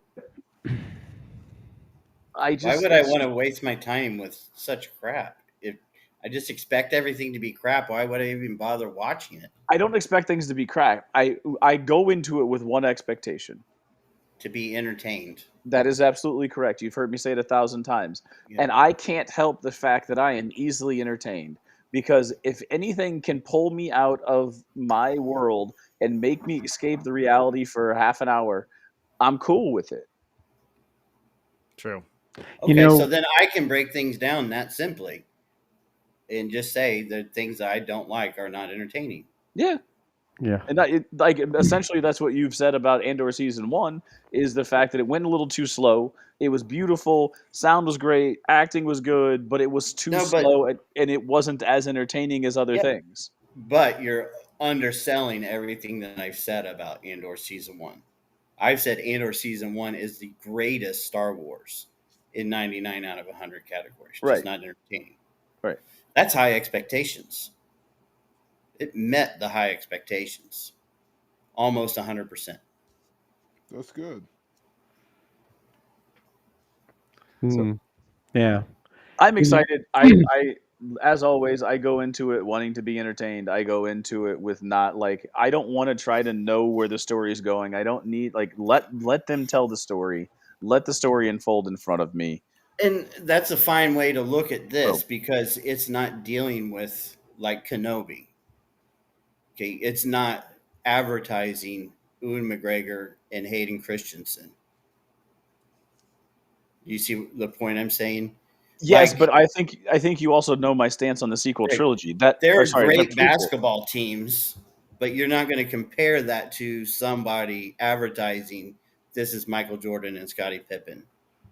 But you're going to have different expectations. But what I was saying is my my love and admiration for the prequel trilogies is nowhere near what your guys' love and admiration for the prequel Yeah. trilogies. The prequel trilogies Hmm. missed for me, and up until watching Ahsoka, I was never able to say that Hayden was Darth Vader or Hayden was Anakin Skywalker. I said it was Hayden Christensen. He overacted. He never really put on the character for me. I've said it 100 times on this podcast. Up until I saw him in Ahsoka, and I don't know if that's because he resembled and reminded me of the Anakin from the Clone Wars in the Ahsoka show when they did the flashback, but that was the scene that made me actually say that Hayden was Anakin. Okay. Well, he was in an interesting movie with Nicolas Cage. I like that movie actually. The That Night. Crusader, Yeah, the the Crusade. Crusader movie. Yeah, that was actually fun. He played What a drug addict. Yeah. Life is a House as well, but that was just a weird movie, like where his dad was dying of cancer. There's Lighthouse. There's some Shattered Glass, I think. Yes. I like him in Jumper. I like Egan as an actor, but my opinion on Star Wars shows is just kind of like I'm just kind of checked out of Star Wars. I'll wait till you guys can make another movie because I know the Disney Plus shows like they're fun. I think if you want to check something out and like you want to see a show, go watch it. But I'm kind of like, what are you guys gonna do with the IP now? Because like you've kind of been playing in this little sandbox since the sequel ended of just kind of like biding your time to see what you're actually gonna do with the IP. And now I'm just like, okay, guys, what's the future now? Because this is all set in stone. I like Andor, I like all these shows, but we know what everything happens. You all die, the Republic dies, your dreams die, and then we get the sequel trilogy. So, like, what happens after the sequels? That's my whole point, personally. Where are you going to go? We're jumping forward in the future. We're jumping forward before the first move. Oh, the Acolyte. So, are we jumping into the future? Like, where would we go with the IP from here? Because it's like, as good as these stories are, I can't watch any of them. I can, but like, I think on the back of my head, like, I know where you guys all end. Yeah, it's great. It's the journey, but like, imagine if we kept getting different prequel trilogies after episode 1, 2, and 3. Like, okay, George's like, here's another prequels. Here's more prequels before like the original trilogy. It's like, Right. hey, George, we get it. We get it. Can we see something else now? Like, we've had more prequel stories set before the original trilogy than we've actually had movies now. We have more Star Wars shows than we have movies. Yeah. And I don't think any of the Star Wars shows, except maybe Andor in terms of production value, has managed to like compete with the movies we have, like the 6 movies George has made. So I'm like, can we go after the sequels? That's my point. Love the sequels, hate the sequels, whatever. Let's move past it now. Let's see what's happening after because we know where all these stories are leading. Either throw the sequels out or start making stories after the sequels. Let's stop playing in like the Rebels versus the Empire because I'm tired. I don't want to see stormtroopers anymore. Agreed. I've said it forever and a day. They would have been smart to not use a B empire in the sequel trilogy and use an alien race or something like that to my- to make it to where it's not rebels versus empire again.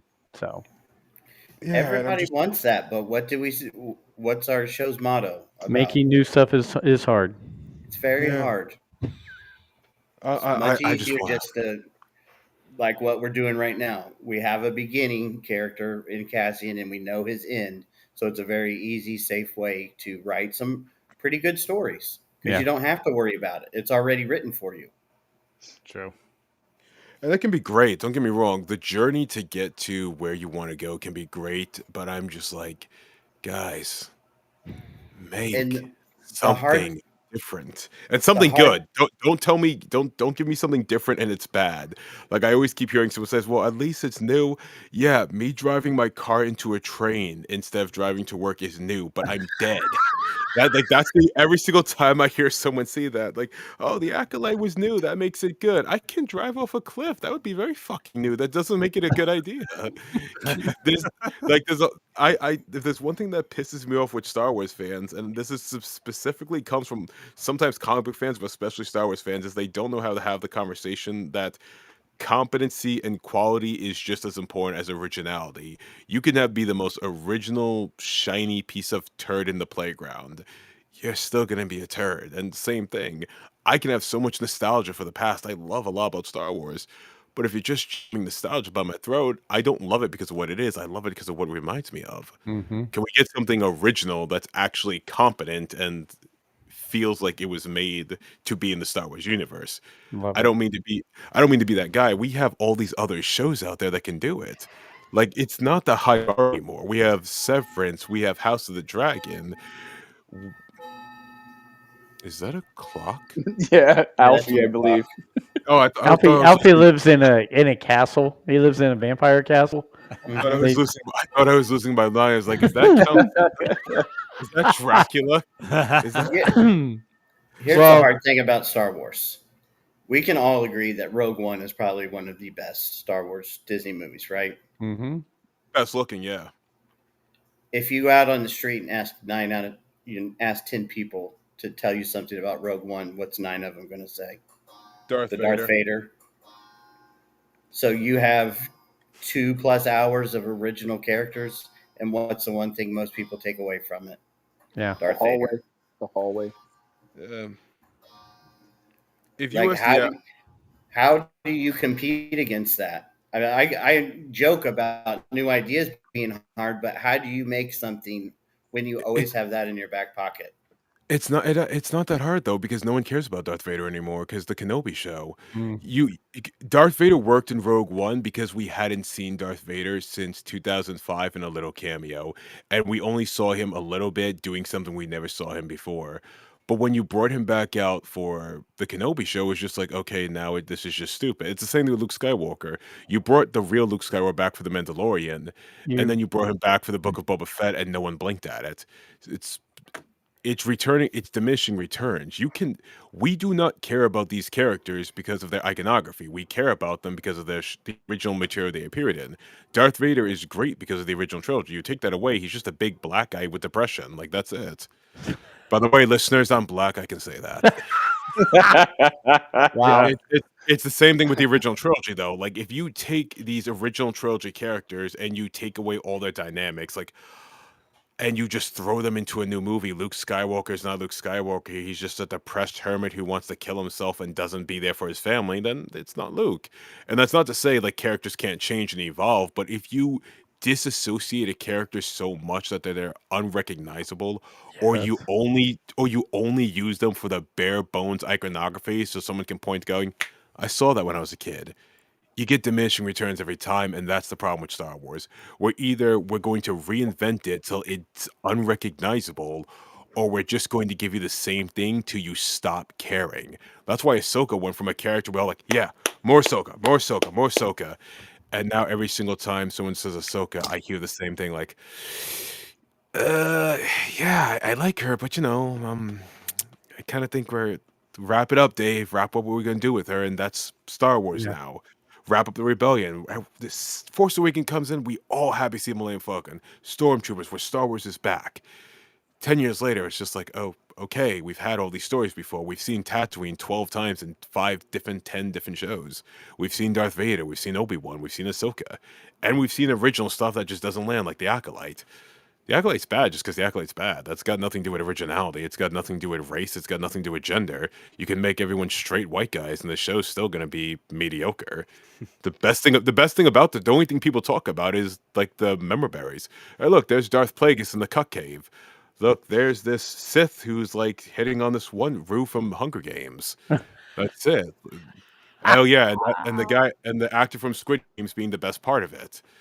But you Well, walk away from that and the depressing part is the character who played Jackie. If you see her in real life and you see what they portrayed her as in this show, that's a depressing change right there. Hey there's guys, that. I gotta run. So Yeah, thank you we're so gonna. much. Enjoy Little Cairo. Have a good one. I gotta get out of here. You got Sorry. it. Yeah, we'll I'm out. close up. We'll close up in a minute. Yeah, we're good. Thanks, Brent. Yeah. But yeah, no, just you originality doesn't matter if it's not competent, and nostalgia doesn't matter if it's not filled with substance, and that's Star Wars right now. It's either incompetent originality or substanceless nostalgia, and that's why people are checking out. We can still watch it. We're the core audience. We're Mm-hmm. always going to talk about it. They know we're going to be here, but look how many audiences are not joining anymore. That's the problem. Kids aren't interested. Like we have to show kids now. Yeah. Yeah, you got to go out of your way to do it, where it's not like it's a commercial on TV or something where they're like, I need to watch that. You know what I mean? It's like my kids like Star Wars because they've seen it down here and I've shown it to them, you know? So I think they would discover it at one point in life? Probably. But do I think they would probably become as big of a fan as we are? Probably not. I don't know. Yeah. Because they'll probably read about half of the discourse online about a lot of the stuff that's happened, you know, at this point. I mean, if a kid were to if my kid were to discover Star Wars once they're able to like access the internet and read about it, they're probably going to read a lot of bad things about it Yeah. first. You know, Enzo was all about Star Wars, and he loved The Force Awakens. And I can vividly remember the moment in The Last Jedi when he checked out. He was upset when Kylo Ren broke his mask, and he was out of Star Wars after that. Yeah, that's kind of weird. My nephew was the same way actually. When the mask broke, he's like, "Oh well, I'm out of here." Wow. Yeah, weird. We might need to look into that as a study. Did that I mean, affect people? Yeah.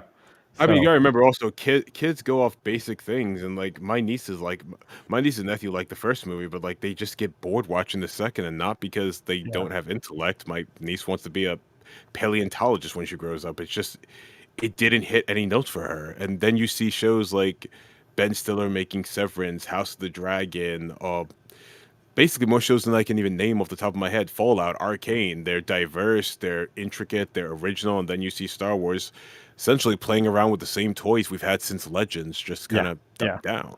Yeah, I said the same thing when Bad Batch season 2. Just please, Dave, end this. Yeah. No open end. Just end this story. It's gone on long enough. I love these characters, I do, but I don't want any more clone series. Nope. Guys, I'm looking at we've been going for 2 hours. This has been great conversation, but one, Okiro needs to sleep, and two, the other three of us need to get sleep too because we're going to be getting woke up by kids or dogs or something tomorrow morning. D-Doc, I'll go to you. Any closing thoughts on anything? It's always great having Okiro on. If you guys don't follow him on all social medias, the first Okiro, because he's just fun to follow and fun to listen to. He just brings up points that my brain can't comprehend, and I love listening to it, and it's awesome. So always good to Disclaimer, have you I talk on. a lot of trash. Disclaimer, if you follow me, I talk a lot of trash about a lot of things, so be careful. You talk a lot of trash that makes sense, though. I got to say that. If you can make Brent entertain your conversations, you're doing something. So, and also, one other thing that delayed me, you kind of can't see it, but I have the Eye of Sauron Lego that I built next to me. And when I was coming down here to go on the podcast, I forgot that I sat it right in front of my computer screen. So I had a 3-foot tall Eye of Sauron that I had to move before I got on tonight as well. So that's amazing. Fun show. Alfie, how about you? Closing thoughts? Okiro, it's always great to talk to you. Hopefully, you too, Alfie. Soon. And/or season 2. I hope, I keep saying this. I hope that I feel the same way that I did about season 1, because I think what I disliked is what the majority of people liked, and I would hate for them to lose that. I think there should be shows for everybody, and it's okay not to like something. Doesn't mean you hate it. It doesn't mean you have to talk bad about it. I mean, I do say bad stuff about it in jest. I think people who listen to us know it's all in fun. I somewhat disagree. I don't think you're allowed to hate Babu Frick. I know some young people who are all about Babu Frick being in the Mando and Grogu possibility. So. It better be Babu Frick and not any of those cheap discount wannabe ones. Give me the OG. I saw that droid they're releasing at Disney with one of Babu Frick's guys on top of it, and I was like, if that thing ever goes missing, Okiro is number one suspect. Oh, absolutely! I'm gonna steal that shit in a heartbeat. Okiro, how about you? Any closing thoughts? It was great being back with you guys. It was fun. Everyone watch out for the lunar eclipse tonight. It's going to be weird. Oh, yeah. That's tonight. Yeah. It's a total blood moon, full moon lunar eclipse for the first time in over 10 years. Let's go check that out. Dude, you are always welcome on here. Don't feel weird about just saying, "Hey, I got shit to talk about," because we will have you on the heartbeat. We love having you on. We love you, man. You do great stuff, and keep enjoying London. My closing thought is, um, I'm gonna have to go through and edit the first 10 minutes of the show to make sure it doesn't sound too stupid that I messed up your mic. So, but that's okay. You know what?